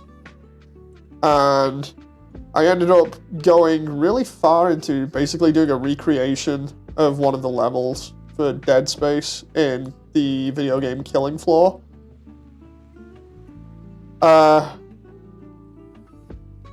And basically, what ended up happening was I was doing that project for ages in Killing Floor, and then all of a sudden my computer just decided it wanted to up and die on me at the very last moment. And the problem was it was on the day that I was going to back up files as well, so that was just severely unlucky. Then from that I was like, okay, I will do an animation project. So I started doing a full-scale animation project. Managed to do a mini one and actually get it complete. And I was like, oh, okay, fair enough. There's one project under my belt. And then a load of people that liked the project asked for another one. So I was like, okay, I'll do another animation. I'll put it together. Away we go. You know, so I put together another animation. And it was supposed to be like crowdfunded and everything. It was going to go really well. I had it all planned out so that essentially it was me and another person that were doing 3D artwork. I was doing all the like vehicles and stuff, and he was doing characters. We had it all crowdfunded, so everything was going great. We'd bought a couple of computers from it that we were able to do the project with. Everything was going fantastic. Only problem is, because of industry work that he ended up getting, he couldn't contractually work on anything else because he had to basically tell his employers what he was working on. He therefore had to drop out of the project, and everything kind of fell apart, as well as I actually got death threats for it, which wasn't nice, by some people that just didn't like the project. So that was another problem. And then that was actually the last one I worked on as well, where I was just like, no, I'm not doing that one anymore, because I got death threats and I got people basically trying to dox me and also get me fired from my job, because I got because I worked in video games for ages at the same time. What ended up happening was people decided to emulate or make it look as though they were from the place that I worked at the time, and were basically like, yeah, so anyway, we've seen you've broken contract, so we're gonna have to get you in to talk about this, otherwise we're gonna have to let you go. And yeah, I looked at it and double checked it because something didn't look right about the email. And yeah, I found out it was somebody basically pranking me to get me fired from work, or basically along those lines. And I was not happy about that, so that project stopped right there when I found out that. It was just like, no, it's not worth it if people are basically trying to get me fired because of a project. You know, so I've done quite a few projects, but none of them have really gone the way that I want, unfortunately. So again and again and again, I just try to pick up the pieces and go again. You know, because all I've really wanted to do ever is just complete one project. I've just wanted to have something under my belt that I've really been enjoying, you know, and just be like, okay, I'm done. No, that's all I've ever wanted to do. But I've never been able to get there, primarily because of other things like that happening, and other things that are just slightly out of my control or just happen to go wrong at the worst possible times. And that's why this one means a lot to me. Like, it means a hell of a lot to me. Because I'm just like, this has to be the one. This is the final attempt that I'm doing. I'm not doing any more after this. And I want it done this year as well, so it's like, I'm not doing any more after this. That's it. I've learned my lesson. This is the final one where it's essentially make or break. So yeah. But yeah, I'm gonna have to find that email if possible, because I showed it to a bunch of people ages ago where I was like, check it out. You know, because I rung up my boss the same day, and I was like, hey boss, just check in. Am I okay? And they were like, what do you mean? So I explained the situation, and they were like, do us a favor, can you send that email address to an email itself to work so we can figure out what's going on. And I was like, yeah, I think it's fake anyway. And they were like, we'll just double check for you. So work double checks. And then they get back to me and they're like, yeah, that's not from us. That's not from us. And I was like, yeah, I thought that. I was just double checking because I'm panicking like mad here. And they were like, yeah, don't worry about it. Just like, don't use that email again. It's compromised. I was like, okay. But it's nasty when you work in stuff that basically is like that, where it's so serious, where you can essentially get blacklisted, you know, if you break NDA rules. And that basically just means you never get a job in that industry again. And then somebody thought it was funny to do that to me, you know, and make it look as though I'd done that. It's like, no, I'm not even joking around. I've had death threats. I've had people trying to dox me. I've been DDoSed from that project as well. Like that project, somebody turned around and while I was streaming one point like this, like I am now, basically was like, dude, you're online way too much. How about if you just stopped being online? I was like, wait, what? And then next minute I got DDoSed. Specifically, if you want to know the exact details, it was when you could DDoS people through Skype by tracing their IP back through the Skype account. I ended up getting DDoSed and had to change my internet service provider to actually get a new IP because the one that I was using previously was crap. So yeah, I've been DDoSed, I've had death threats, all kinds of stuff for doing projects like this. And then this one is the only one where I've had a little bit of luck with, and I'm just like, it's got to be the one. It's either this or bust, you know.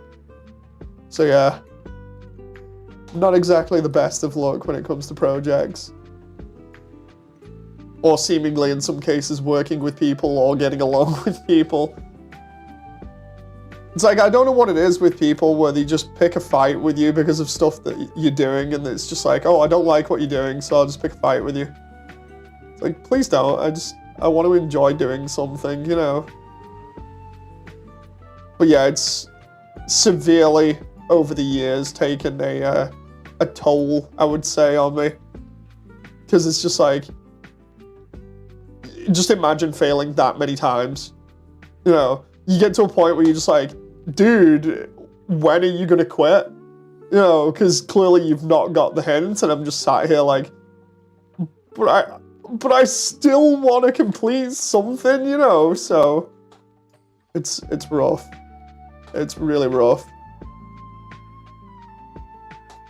Like, I'm not even gonna lie, I get really, really emotional with it sometimes, just because, like, it's just so annoying. It's just so annoying to come so far and then have it all fall apart, and I just realized I don't need to do this as like this. I can do it as a little bit different, but it's so infuriating and annoying to have those kind of things happen and then just be like, dude, you know, I can see why you want this to be your last project. Indeed. You know, here's a comfort cat. Thank you very much, Sammy. Yeah, it just sucks, you know. It's not exactly as if I go out looking for trouble or anything else like that, or as if I want to pick fights with people. It's just like people seem to just not like some of the ideas that I have sometimes, where it's just like, oh, I'll do this. And then next minute it's like, no, you won't. It's like, okay. No. It's like, what have I done? Oh, you just decided to exist and do this thing. But I'm only doing it for fun and to try and complete something, and it's just like, well, yeah, good luck doing that. Good luck doing that when you're not going to be able to finish now. It's like, oh, okay, thank you, I suppose. You know, worst thing ever.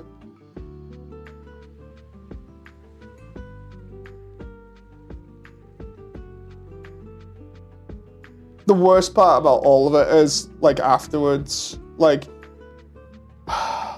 the one that really did it for me was, like I said, the one where, what did I miss? I tried doing this and then it failed a little bit, and then I tried doing it again, and I'm just trying to figure it out in 3D now.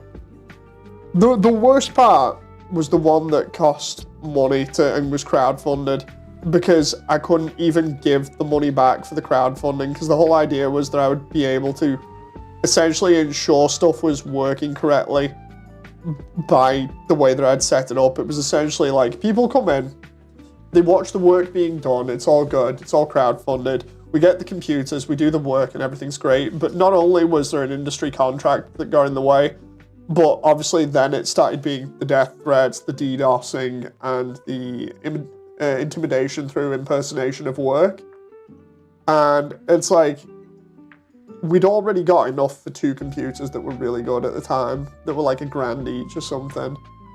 And this was all backed by like a Patreon at the time. And then I have to turn around to the people that have funded us and be like, look, this is going to make me look like sheer scum, but I can't actually do anything about this situation. I won't be able to complete this project. And thus, because of me not really having a job at the time, it was like, I can't even pay you guys back. You know, and that's always hung over my head the entire time, because I basically promised that, couldn't fulfill it, and then of course the other guy up and disappeared on me. So that made me feel even more worse. It just made me feel like complete scum.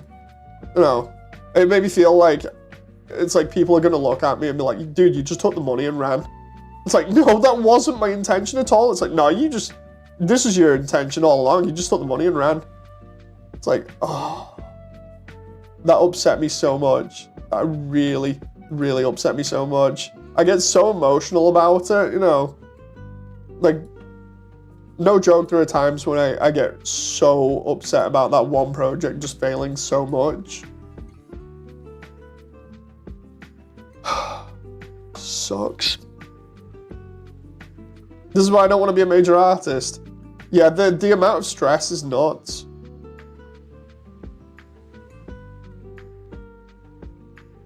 That needs to be linked to the... That's going to need to be linked to the... I'm just trying to figure this out in 3D now. I might need to reblock this again.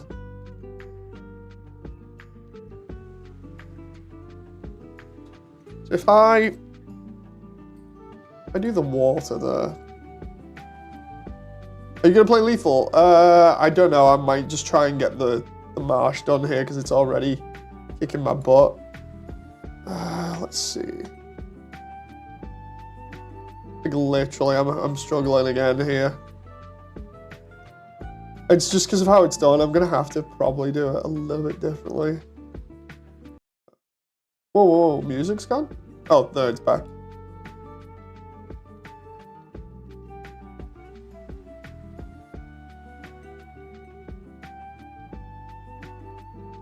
Okay. Modifier, ocean. Right, so essentially what I want to do is have all of this come under that, so that all fits there, roughly. Or even Undyne's house on fire, indeed. So the idea is we have this like this, sort of about this big. I might just start modeling each of these platforms individually and just go from there because of how confusing this area is sometimes. So that's that. I think someone gave my catnip. Speaking about artists, can this work be done by AI? No, it really can't. Some other bits can, but it really can't be done by AI, unfortunately. Did I just hit delete there? No, I didn't. You can do stuff like spot geometry around here and there. Like, for instance, I can place all these stalactites and everything else by hand, but all the other stuff really can't be done that way. That's why it takes so long. Let's try this.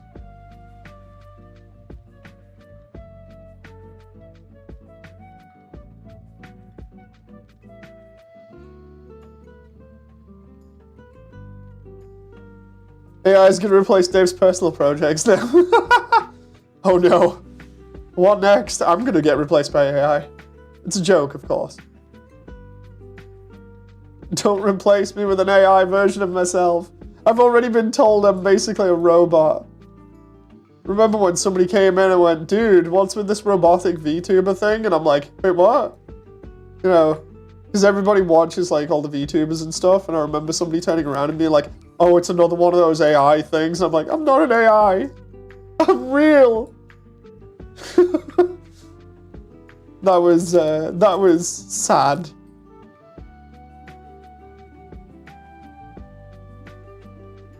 They were super sour about it. They sat there like, I'm real, and they're like, nah, you're not real.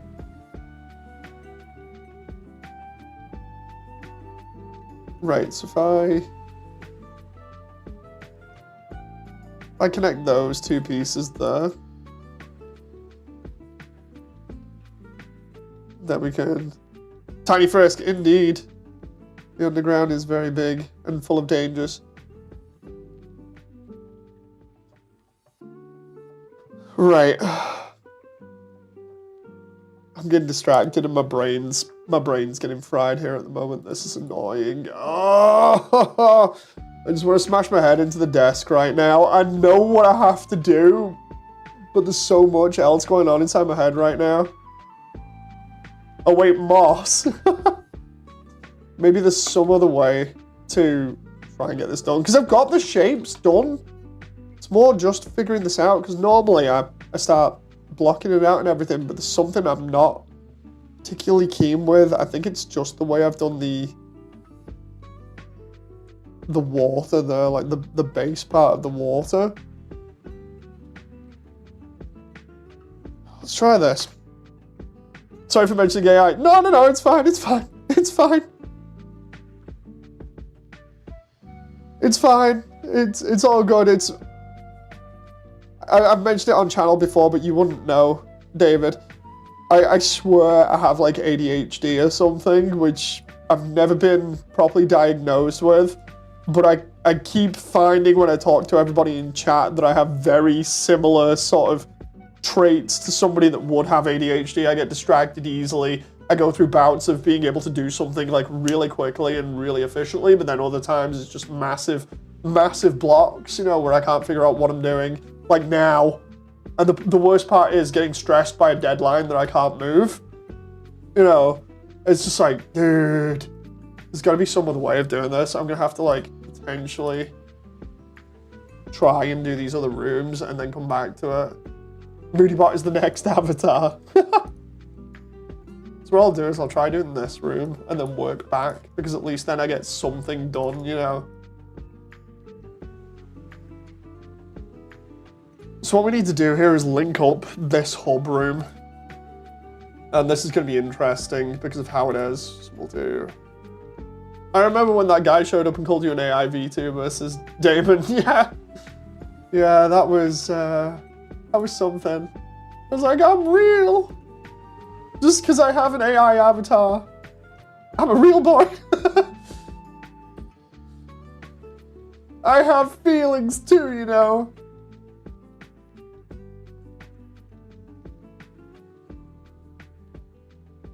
Right, let's go.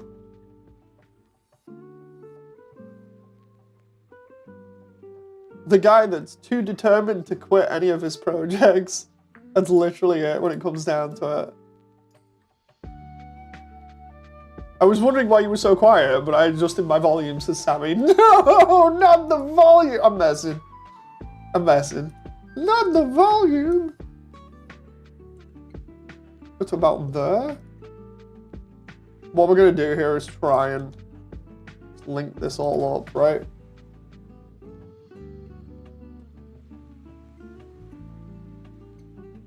Because if I can at least get one bit of this done, it doesn't even need to be that marsh room for the moment. If I can get the setup for the other rooms done, we're good. That was so funny, perfect voice acting. Didn't know Metaton was at the Waterfall. Yeah, Metaton ends up coming back here later on.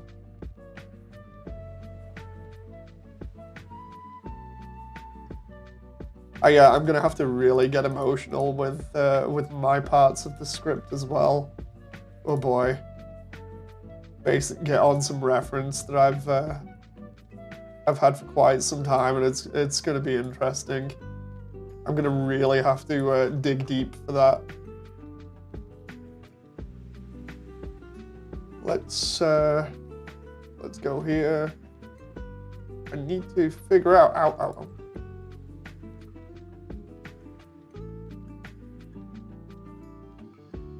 There it is.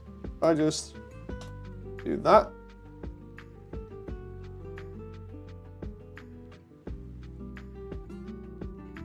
Let's try and hide some of these so I can... Oh, no, that's not what I wanted to do. I wanted to hide that so I can then do that.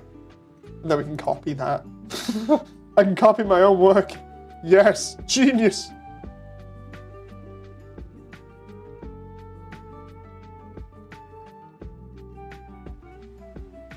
Okay, not that one? What? Oh, I see. So, what would you say was your favorite part of Waterfall? Memory. Literally the statue. Like, that statue, man. Me and that statue, we got a relationship going.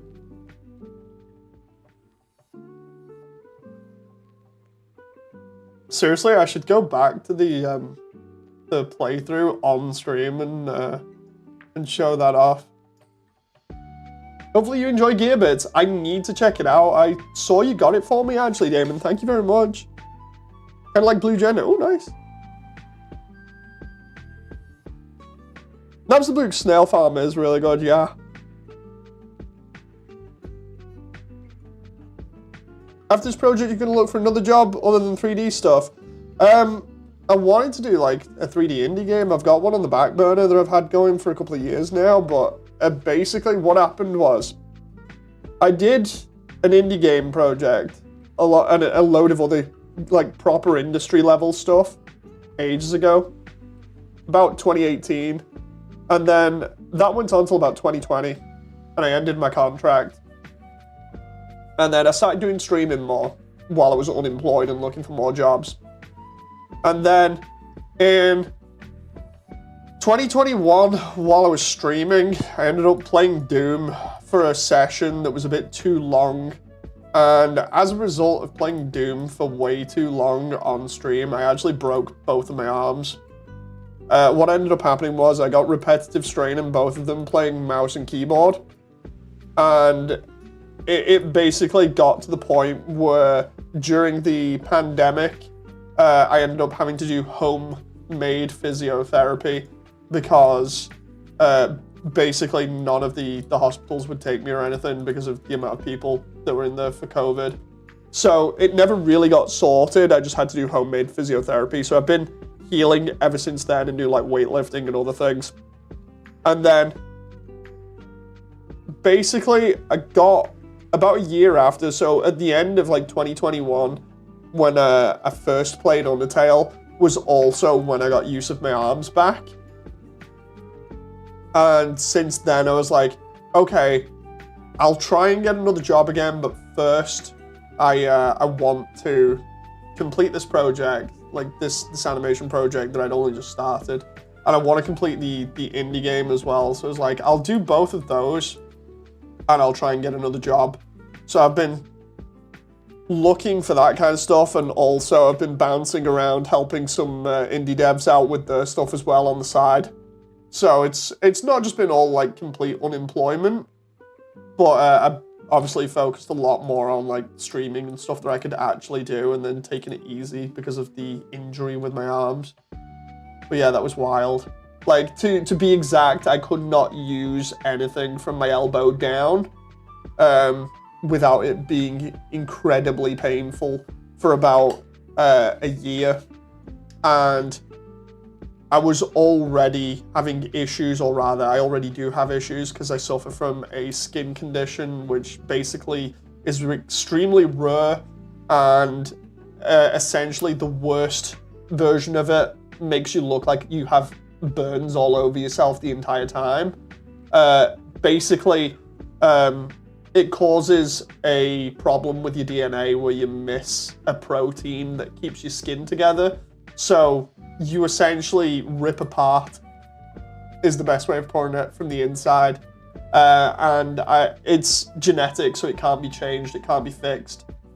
So yeah, I put up with that as well. So 2021 to 22 was the worst part for me because I'm sat there, I've got no arms, and because of this other condition, potentially whenever that gets set off properly, I end up with no legs. So at the time, I literally couldn't do anything. I just felt like I was a torso with a head, you know, and basically that was it for me. But then I've been recovering since and slowly getting back into the swing of things. So I'm just like, this is the one project that I'm going to complete and then go for other stuff. You know, go back into properly doing work again at some point. At least that's my plan. At the moment, I'm busy also looking after my daughter with my wife, so that keeps us happy, and then we don't have to pay ridiculous bills for childcarers. So it kind of works out with me being unemployed at the moment.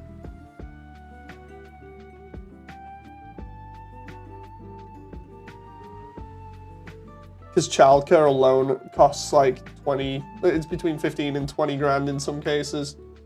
Jeez. So yeah, pretty rough. Pretty rough.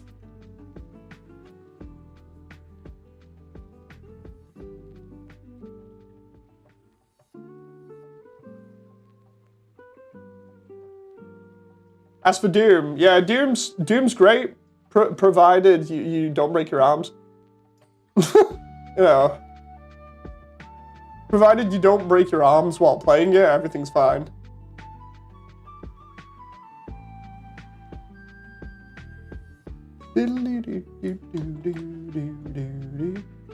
I have kidney stones. I can't sit for more than half an hour before something gets inside me gets painful. Oh, dude, not good. Sorry to hear that.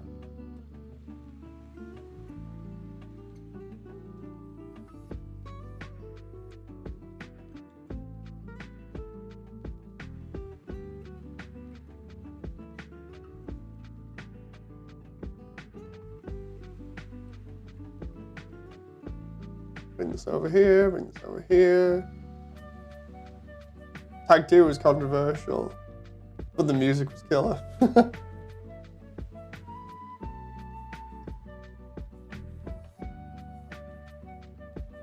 In terms of like the Doom game as well, it's funny because I didn't really like Eternal.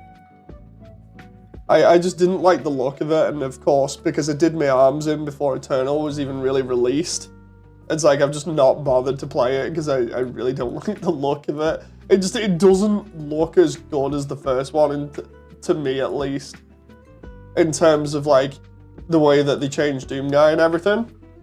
Like, I don't agree with the small talking. I don't agree with the DLC making it look like the Avengers Endgame. And I don't like the way they changed the Predator suit to look more like it's out of freaking Predator or whatever. You know, I kind of preferred it being a bit classical, like in 2016.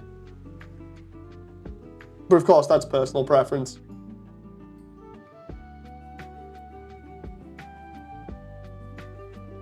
To be fair, Eternal is great gameplay-wise, but it's weird looking. Like, no joke, when you see Eternal coming off 2016, and you're just like, oh, 2016's amazing, and then you see Doomslayer literally, like, roaming around as if he's freaking Spider-Man or whatever, or the Predator, with that big blade on his arm, and then the shoulder cannon, it's just like, whoa, whoa, whoa, what happened here? Where are we going with this? You know. My cat is mad at me now, she won't look at me, she's been betrayed, oh no! No, Sammy, no!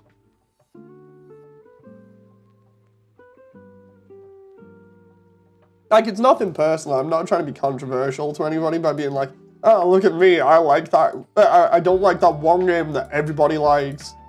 Like, it's totally not that. It's just personal preference, man. It's just weird. It's a weird game to me compared to the other one where it's just like, yeah, this is definitely Doom, you know.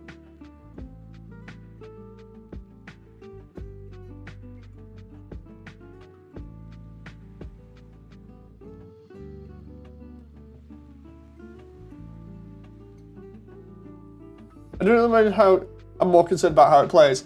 Definitely. I mean, I think it's just me being picky. You know, on one hand, I really do think it's me being picky. Because I can be picky sometimes. I try not to be, especially considering I kind of tried to change things up with my attitude towards games a lot. Trying to give them more of a fair chance. I think it's primarily just because of, like I said, with me having that injury, I've kind of soured to that sort of version of Doom. Primarily, I'm just like associating it with like, yeah, I'm probably going to damage myself again if I get into it too much, so I'm not going to do anything like that again. I have learned my lesson.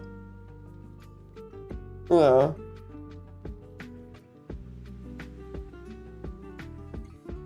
Like, I'll admit, I can totally be picky with games, and it's not as if I'm trying to be that controversial guy that's like, I don't like that thing that everybody else likes.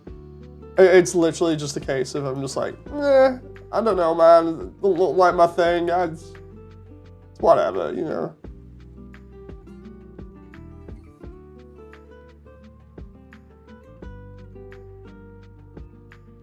Oh,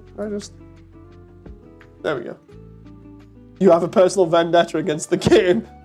I wouldn't say that. Again, I think it's more that whole thing of like, I could probably enjoy it. Like, I really enjoy FPSs and stuff. I could really enjoy it if I got into it. It's just that whole thing of, my brain is like, dude, the first one messed you up, stay away. You know. Alfonso says, are you going to add the old turtle in? I want to add Gerson. A secret thing that I've been working on recently, which as of this point will not be a secret, is the fact that basically I am looking at commissioning 3D models of some of the other characters like Gerson and stuff. I figure it's the only other way I'm going to get them. So what I'm doing is I'm looking into people on VR chat with the very last of my money that I have to try and commission these models. And then I can get them and use them in the movie. So yeah. Bendy's good. I liked Bendy. I preferred the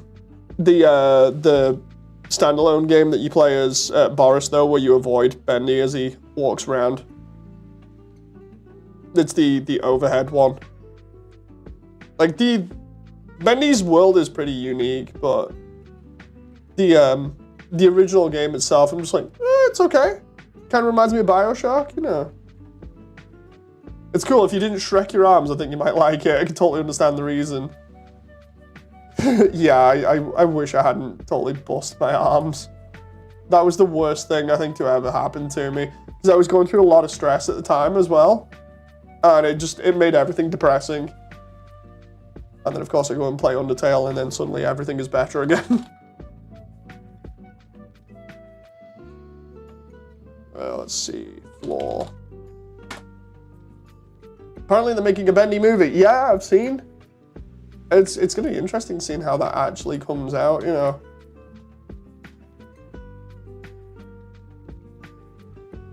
It's not like I reprimand your opinion or anything. Oh yeah, no, it's fine, man. It's not that. Let's put it this way, right? I know you're not having a go at my opinion. It's more so that I'm clarifying my position. You know, just so there's no misunderstanding. I do frequently turn around to people and like, I don't mind if I'm wrong about something or whatever. I don't mean any offense. Everybody can like what they want, you know. It's totally fine. Didn't mean anything like that. I probably just either misunderstood or jumped to conclusions or just jumped in and been a bit defensive by accident. Didn't mean to, of course. Sometimes it'd be like that. I'd just be like, wait a minute. So yeah, I take a step back and chill. Oh. I just realized I almost spoiled that area then by doing that. All I'm trying to do is line up the textures. But yeah, there's the way that I explained this channel ages ago was I said to people, like when I was in the industry, a lot of my time was spent hanging out with fellow people at work, and all we would do would be talk about video games, and work on stuff, of which I can't mention what it was, obviously. But we'd just talk about video games. We'd be in an office where we're surrounded by action figures and stuff. You know, any of the really popular videos that you've seen about the games industry, they give examples on. Basically, it was that. You know, we'd just be chilling, and when I came home, I just wanted to do the exact same thing, was just chill with people that enjoyed video games and anime and stuff, and just have a relax and continue doing the same thing, just with different people to get difference of opinion. So I don't mean anything bad when I'm talking to anyone. I don't mean any offense. I'm not trying to be nasty. I'm just after that chill conversation, you know.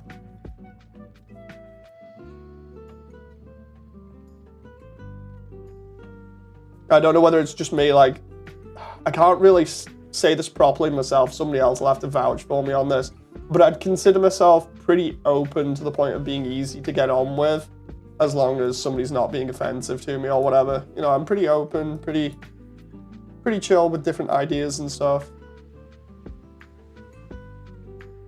You have a waifu shelf. What do you mean by waifu shelf, Damon? That's subjective, that's like really specific.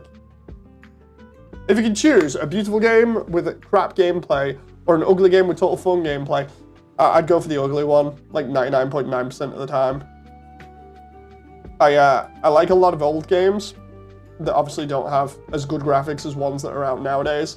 I grew up on stuff like the Sega Genesis or Mega Drive, depending on where you were. I grew up on that, and just kept playing like a load of PS1 games and stuff. I absolutely love that kind of like era between like early 1990s to about 2013 for video games is when I think it was fantastic. There was a load of great games in between there that I actually own. But yeah, some of the stuff that comes out nowadays is just total trash. I can never see you as being mean to over someone's opinion. Yeah, I mean, I like to be as nice as possible, especially on stream.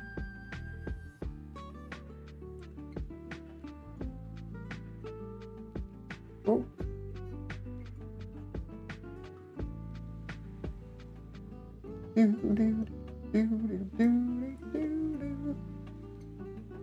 I just forgot I need to put floor.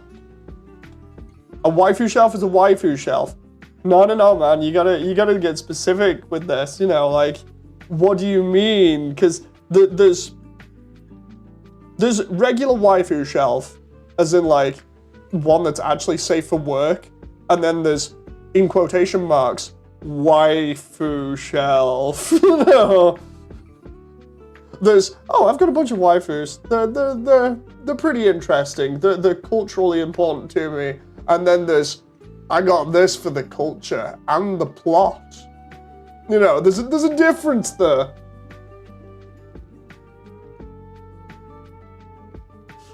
See what happens there. I mean, the one in quotations, I do not own a waifu shelf. A shelf brimming with waifu figurines. No, me and Jen both own a massive collection of stuff, of which you can see on the video where we put it into storage for a little while until we get the rest of the house sorted. But we both own a giant collection, some of which are waifu statues, but they're not the interesting variety. And by that I mean they're definitely not the type that would get us divorced from each other.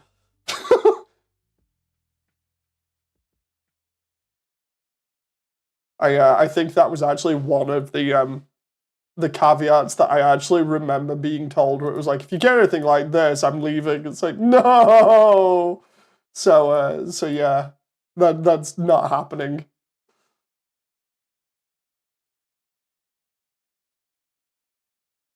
Start this music again.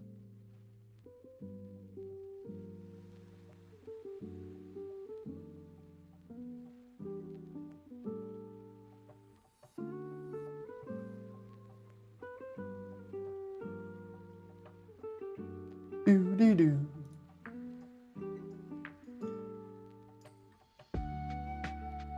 Bald flowers as memes. Hey, memes.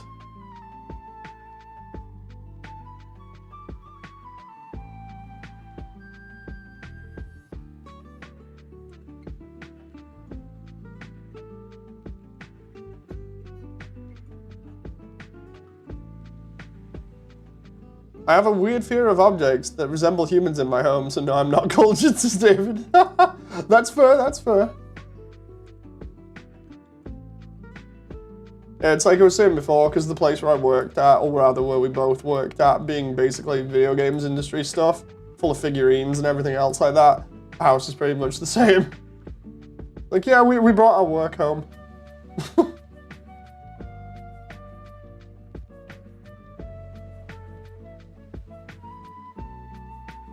Okay, there we go.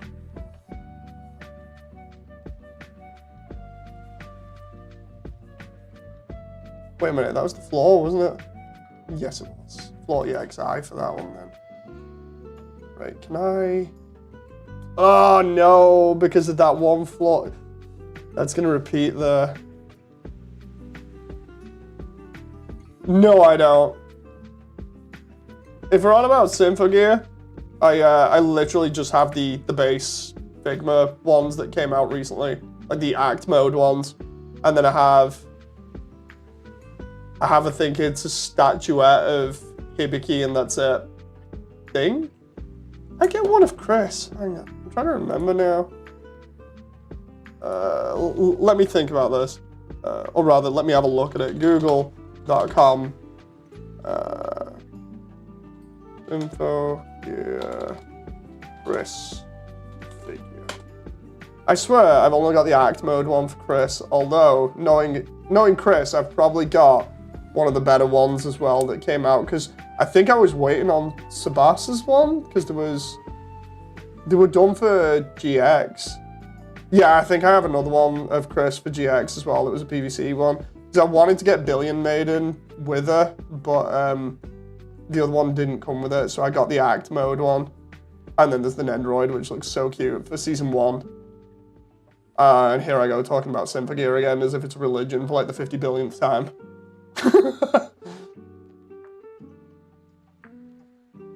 Join my religion. No, I'm messing. Oh, whoa, where did the stream window go? There it goes. Metaton is a blessing to all David Bowie fans. Right, so I can't use Waterfall Floor without making an alteration to it. So now we just do the roof. Also though, I don't like waifu stuff, since it's kind of odd, though I'm not going to bash people who like it too badly. See, the thing is, it's like, I've explained my figure collecting ages ago, where I said I just basically get stuff that I like. For those who didn't see that,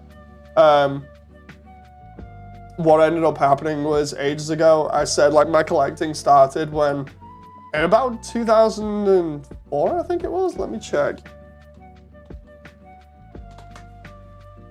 Let's see. Yeah, 2004. So 2004, the Alien vs. Predator film gets released by Paul W.S. Anderson. And I remember liking the Predators from that movie, or the designs, and I was like, you know what? It'd be really cool if I had a figure of those to put on the shelf. And it all started with me getting one of the NECA Predators from the film. I think it was the wolf one. I was like, okay, that's all good, you know, that's fine, I like that. I had it on my shelf for a while, and then all of a sudden my shelf started looking lonely. And I'm like, you know what? I could use something else on this shelf. So I ended up slowly getting some other stuff. I think if I remember rightly, one of the next ones to go up was actually a statue of Honoka from Dead or Alive Extreme Volleyball. And that's literally only because at the time, I just liked Extreme Volleyball. I've mentioned my like for that as well. Which is not as bad as it sounds. Where's Jeff? Jeff's in here.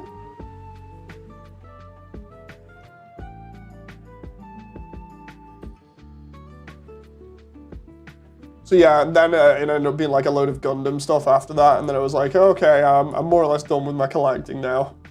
So, fun times.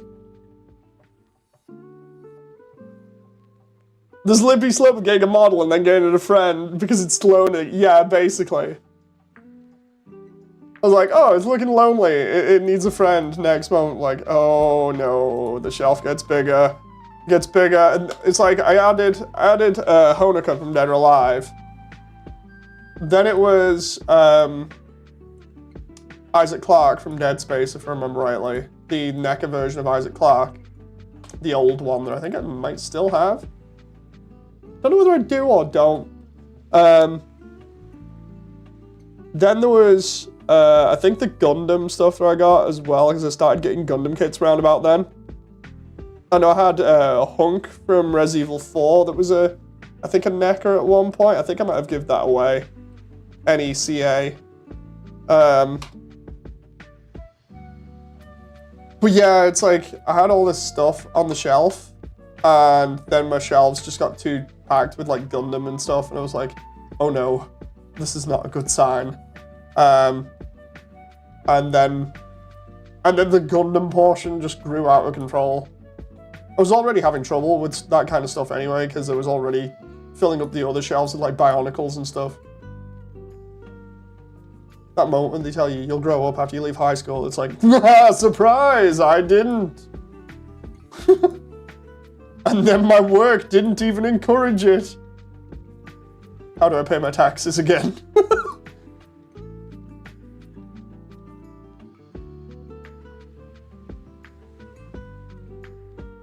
Right, let's see.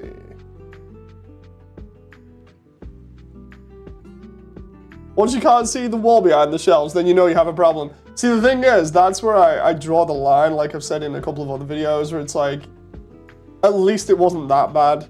No. I didn't expect Sans to be a priest. He's a bishop. It's Bishop Sans and Pope Undine.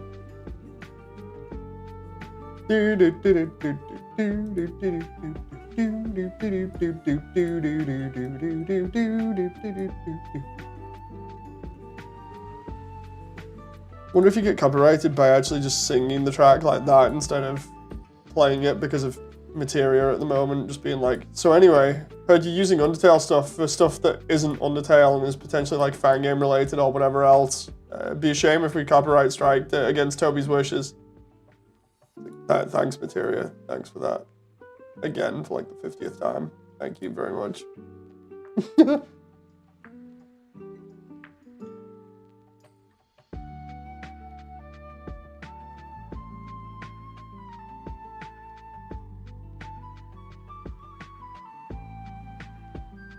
David says, I went over to my boss's house for Xmas and it's packed full of waifu crap. I was shocked, but honestly it helped me connect a bit easier. But yeah, it's like, what I was getting at with my collection thing though is that it started out being a whole thing, like I was saying, of just, I like this movie, so I'll get something from it to represent the like of that, you know? And then it slowly grew out from that to, oh yeah, I like this thing and that thing. I actually like quite a lot of things. Oh no, this is a problem. So, it was crazy. It became just, not just a, oh, this is a problem, to, oh no, I think I like too many things. And then of course, then you start having to turn around and be like, okay, what do I actually really, really enjoy that's a necessity and what do I not enjoy so much? Maybe I can get rid of some of this stuff. Yeah. So yeah, then it gets crazy.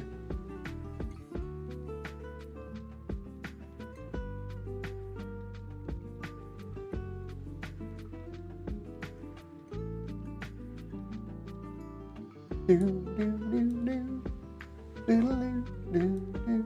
think that's fair to do that there. It's not as if I ever deliberately set out to be like, oh yeah, I'm just gonna pack my house full of really crazy crap.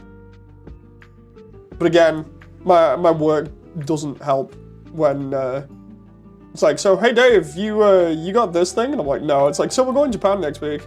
We're seeing the Gundam. Fun times. Like, oh, okay, thank you. Hope you have fun, and then they come back with like a bunch of stuff. It's like, oh, hello. Hope you enjoyed.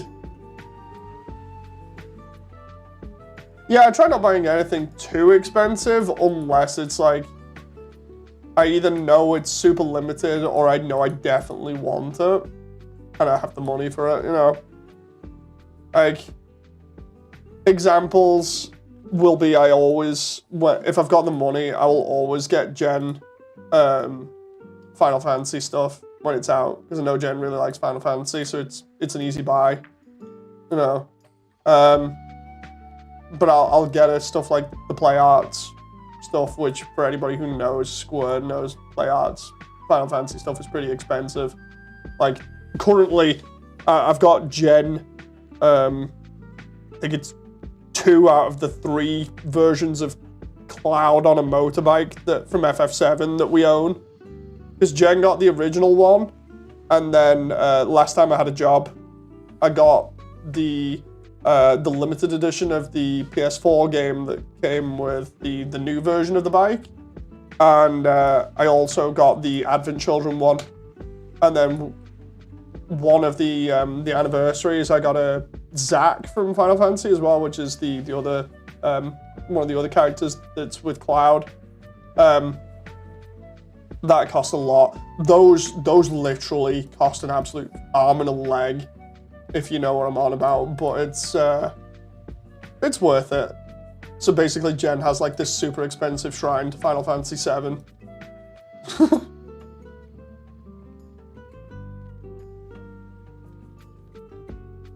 Oh. Thing is, I said I was gonna get the latest one recently, and the latest one is the only one that has broke that trend of me getting this expensive stuff, because it's not so much a Play Arts anymore. There's an actual statue that comes with the new version of FF7 that's coming out in February. Only problem is they're expecting you to pay like 300 odd for it. I think it's like 350, and all it is a statue that's, I can't remember whether it's like 8 or 12 inches high, something stupid like that. I can't remember. I think it's like 80 centimeters or something. But then it just comes with like a bunch of DLC and a steelbook and some artwork, which you can get for the other version, like the deluxe version that comes for like 100 instead of 350. So it's like, that's the only one that's broke me on that, because it's not worth paying like 240 for one statue. You know, it's just crazy. My mum was a hoarder, so I could never live in a place that's packed full of stuff, but having some shelves are fine. Oh yeah, it's just a case of not going like overboard. I find the best things we had, and I need to get more of again, were, if you've ever seen like the detail shelves in IKEA, they're basically like glass display cabinets that you see sometimes in like different buildings, especially if you've worked in somewhere that likes putting stuff like that in for display purposes. You can put like anything in there, like games consoles or whatever. Having those was really nice. We had a small flat once, and the living room had 4 of those in, 3 on one side of the room, 1 on another. And in there we had like the shrine to everything. So we had like a load of stuff to do with like Armored Core and Halo in one of them, and then there was the Final Fantasy shrine in one. One part had literally everything that we'd got from like the games industry in there. There was just one dedicated to Sega. It was nuts. So yeah, those are really good if you're into collecting at least.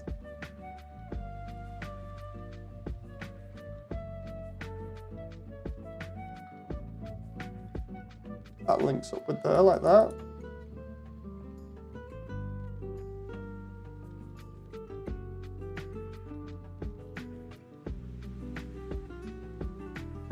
There we go.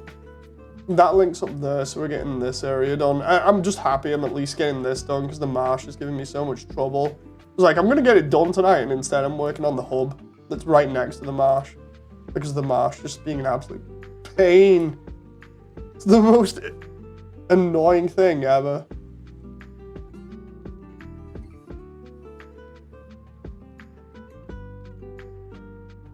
Imagine in an alien future, in the future, aliens are going to dig up the bunch of figurine models and assume our civilization was based on it.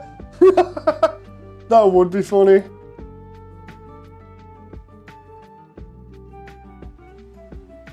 Okay, so if I duplicate that there.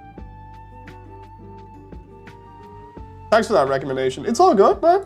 You can fit quite a lot in those cabinets, and they look really nice, you know. It's all good. Like, I need to get some back. Like when we moved into our new place, I said I was gonna get some, and then my parents were like, "Dude, whenever you're all set up with your house and everything, just let us know, and you know, we'll help out. We'll get you some stuff."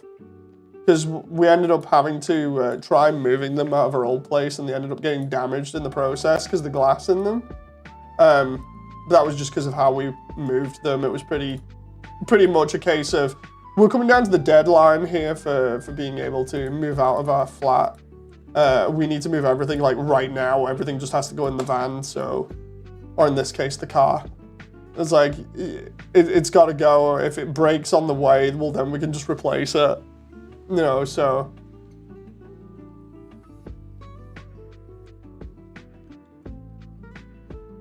It's come full circle, says David. Wait, what?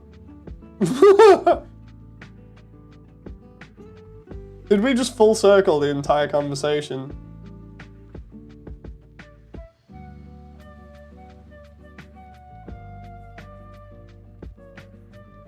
And before somebody goes, yeah, you just full circled it, and I'll be like, no!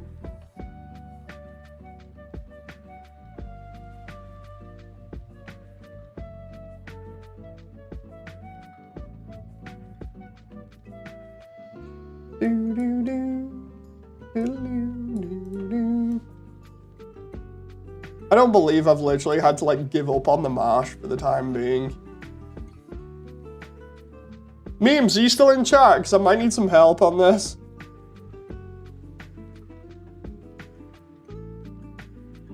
I need backup.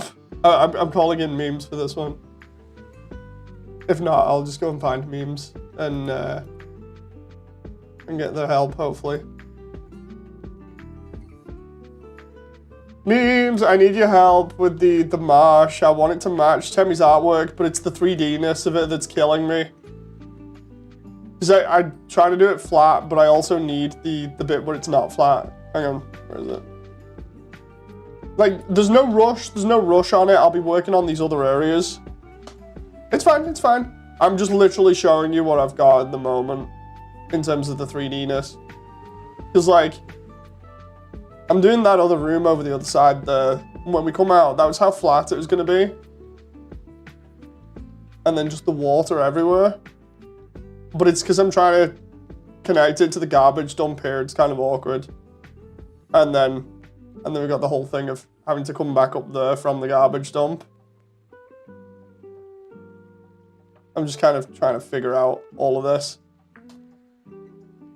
Especially with all these freaking things and stuff.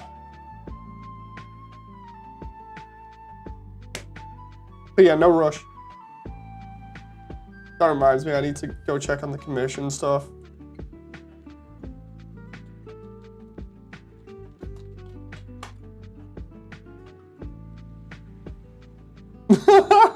God damn it, I get you now, Damon. Oh yeah, so I gotta bring this up because I know Memes is in chat and I've already kind of made the switcheroo already and asked for the help on this. But yeah, it is with a heavy heart that I've got to mention now that unfortunately, as of this point, I've had to recast Papyrus. Rev has unfortunately dropped out, so there was nothing I could do about that. I've just had to like recast, so that's unfortunate. Rev's a nice guy. I thank him for his time and everything up until now. It's just, yeah, that was a bit of a blow today, to say the least. No, it's like, oof. Oof. So yeah, I've got to now make alterations and hope Sailor can pick that up. So Sailor's doing that.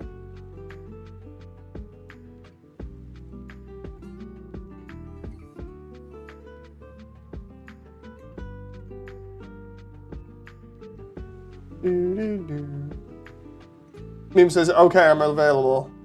Okay, so yeah, basically, when looking at the marsh area in 3D, we're coming out of here now. This is the tunnel where we go through. We come out into the marsh. I need something drawn up that gives me a better look of height levels. Because, like, I'm thinking here's a waterfall that comes down and pushes all this water through the marsh.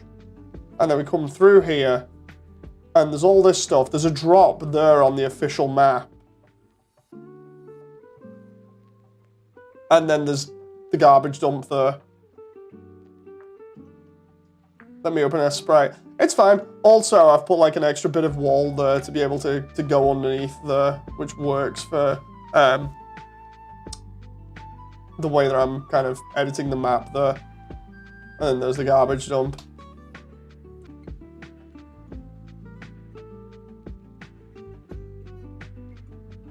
Basically, it's just a case of taking Temmie's concept art and working that into the layout of the marsh, as well as the obvious bit of having at least an area for a cave entrance that goes underneath Undyne's place. That'll just fix everything. This boy says, currently waiting for my VR headset to charge. Ooh.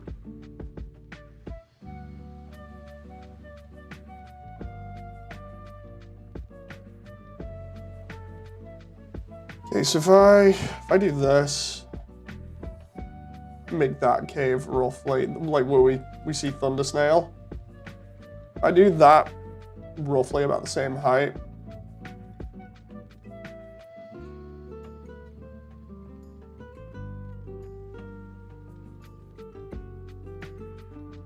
Can't charge while playing on VRC. Oh yeah.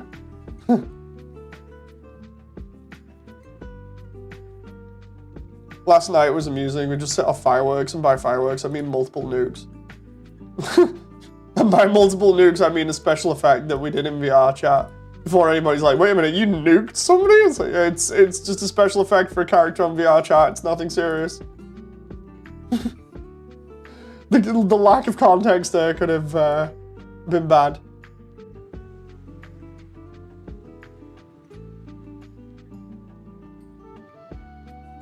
I wasn't invited to these memes?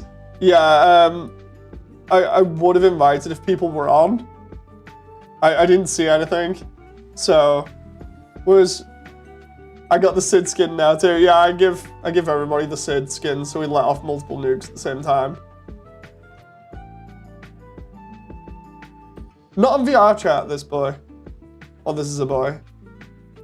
Like, we had a proper rave with Dark and Frisk the other night. The Dark Void and Frisk. That was fun. For a little bit. And then we went to another world and just... You could have DM'd me. I'm sorry. I was just... They originally started with me just being like, oh, I'll just come on and talk to some people for a bit, and then I'll go offline, and then ended up just being like, so I guess I'm hanging out with everybody for New Year's then. Sid the Sloth? No, Sid from Eminence in Shadow. Of which Jen actually bought me the manga for Christmas. It was really nice, actually. I've been comparing it to the actual show and enjoying the differences. Like, explaining some of the actual storyline that it misses out in the anime.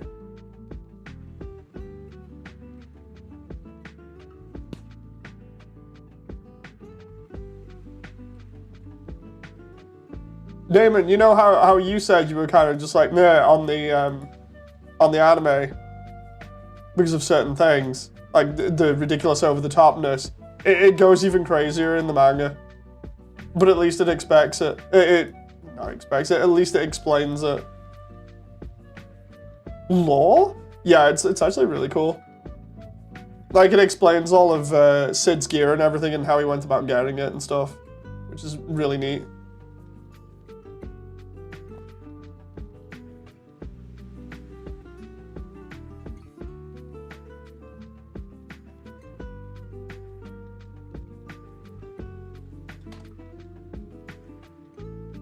I never want to ruin it for other people. It's all good, man.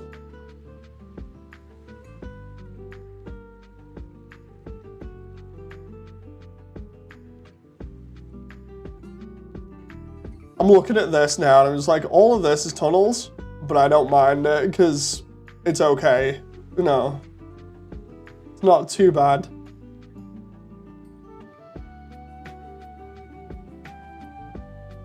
There's Gersons. I need to leave room for Gersons there, which is awkward because of where Gersons is located. So I might actually have to push the track up. Not really my thing, which is weird because I liked Gurren Lagann and Kill la Kill. Dude, Kill la Kill's awesome. I actually have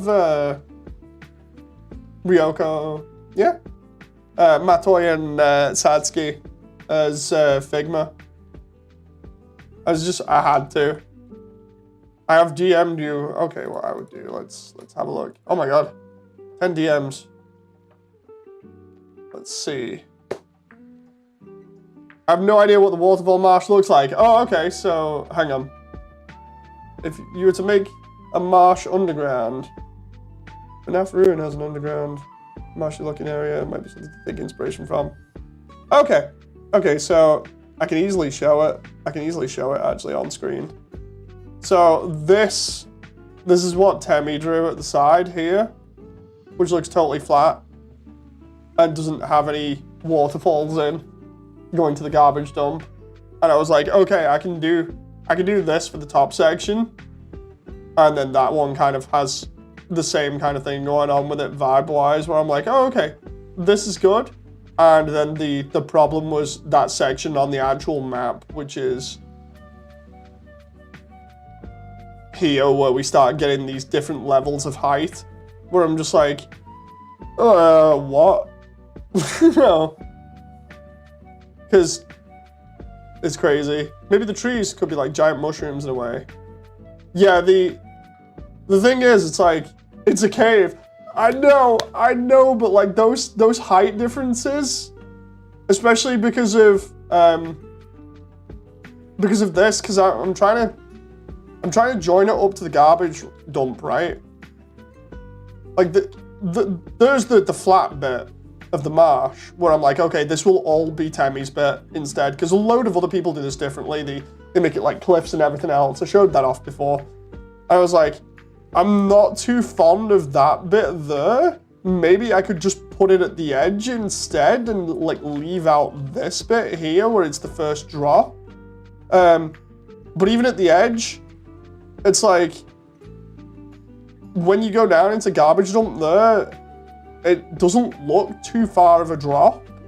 No, so it's just like,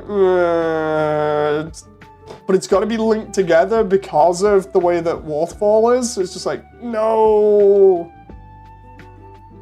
The Caves and Cliffs update has some levels thing to it. Yeah, I've seen that in Minecraft. I played it ages ago. Suggestion, okay. I have been trying to keep it simple, by the way. I keep on hearing that going over in my head over and over and over and over again. It's like, keep it simple, keep it simple, keep it simple. Like, I know! You should finish Undertale Yellow's true pacifist route. There's something you might want to consider from it. Ooh. Okay. And before I end up doing Undertale Yellow. I got... Oh! God. Okay.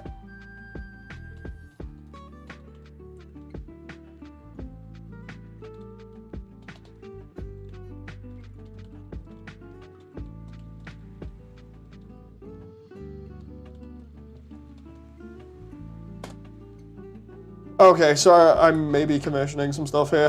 It has to do with something in Waterfall. Oh, okay. Oh, the garbage area. Oh, okay, yeah. I guess we're actually doing that then. So I guess I'm just gonna like try and go back on yellow then and we'll go from there.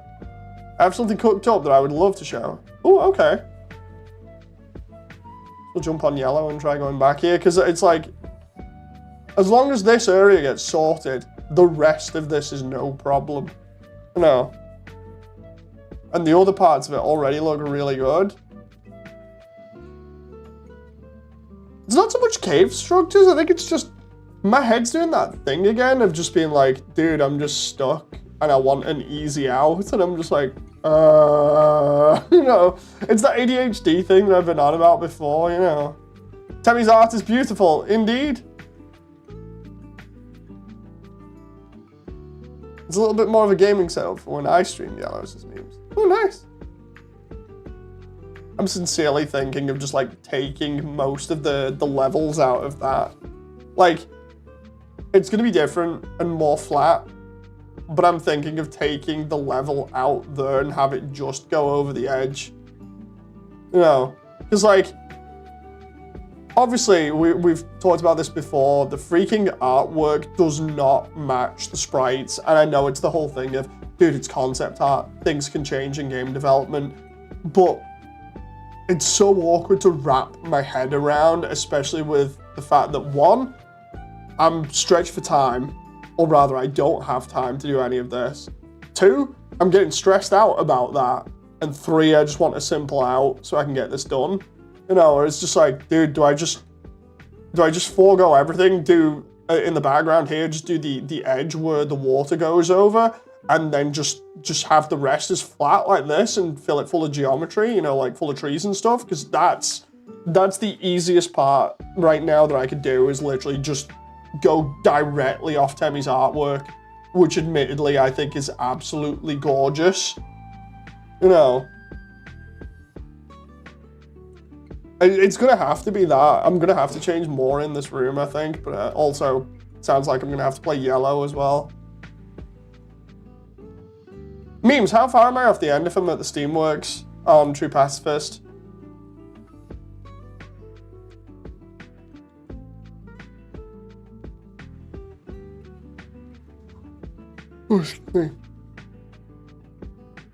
If you don't mind me asking.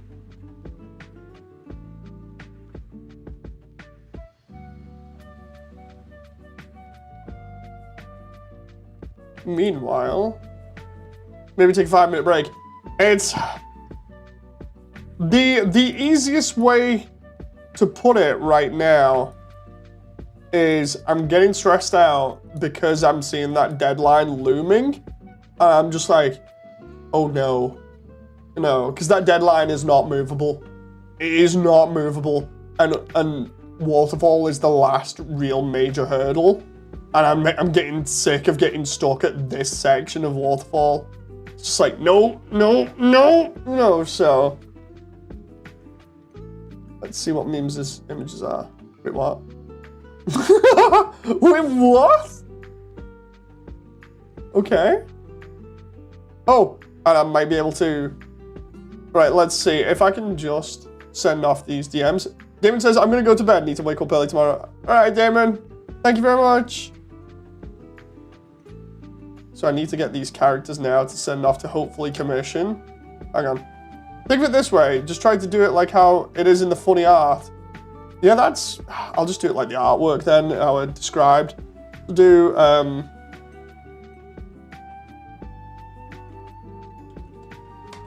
so I'm gonna try and get this character in. I'm not gonna show you guys because obviously it's a surprise, but I want to get this character in if possible, just because I feel like it would be really good if I could, because it would be a nice reference. So it's gonna be good. Like the rest of the money that I have left over, I'm literally just gonna spend on commissions from the community.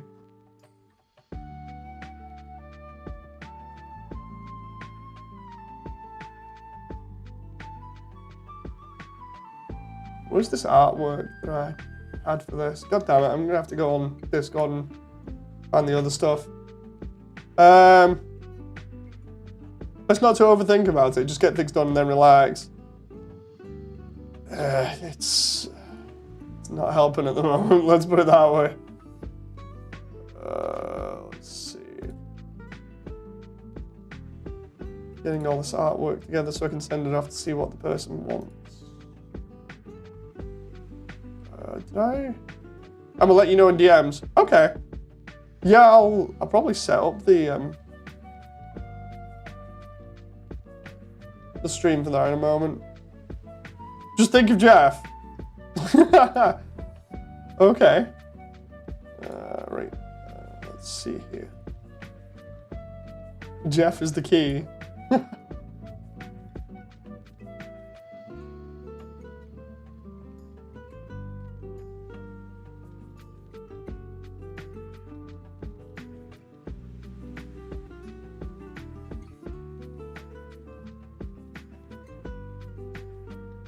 Let's see here. 1, 2, 3, 4, 5.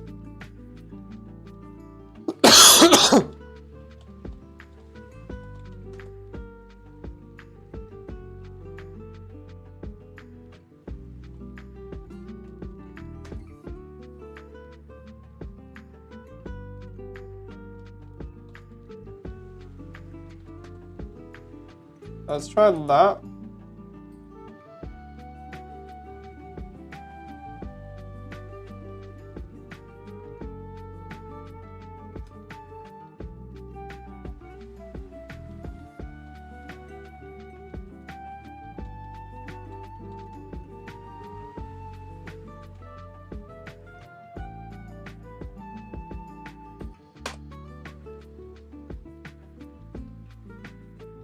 I had the urge to say bless you even though it was a cough. Because we have to make sure I'm sending the right DMs to the right people here, otherwise my entire plan is gonna get ruined for these commissions.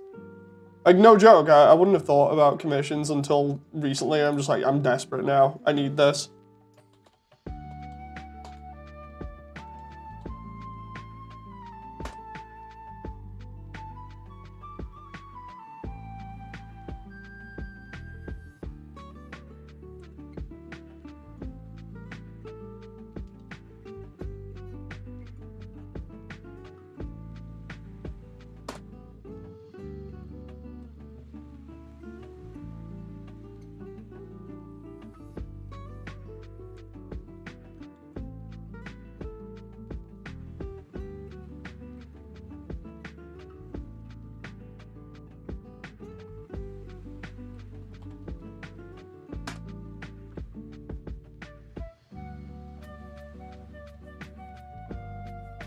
Oh.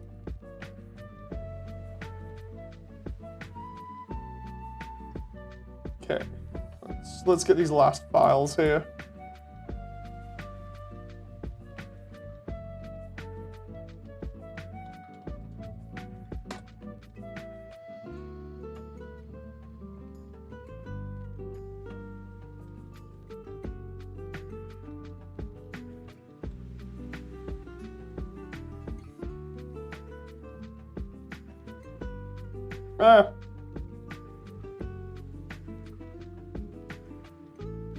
Sammy says, I have some work to do myself. I'm going to get going. Thank you very much, Sammy.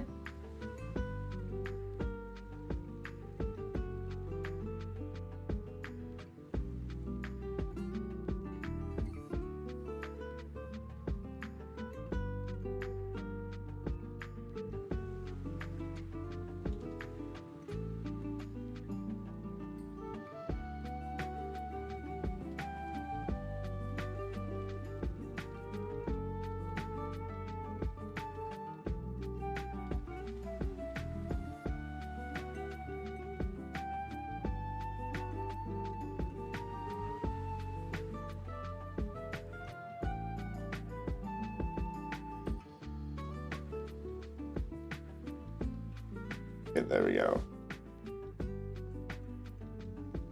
Just give me a sec. I'm just making sure I get these images for reference here.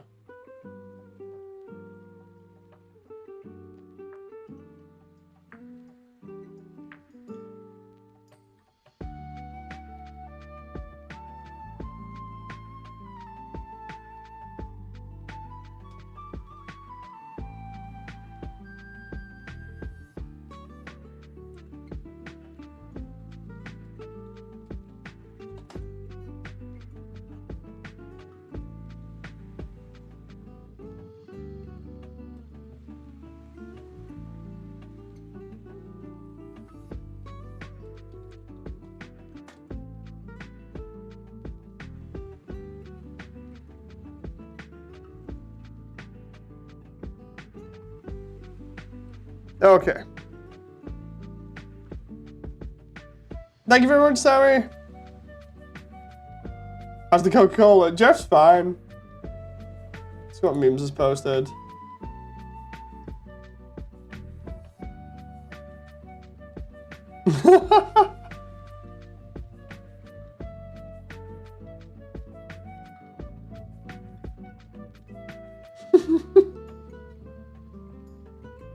Okay, so I guess I'll try and get further with yellow then? This is gonna be rough. Give me a sec. I gotta switch over to that. Thank you very much, everyone, and I shall see you on the next streams. Until then, bye.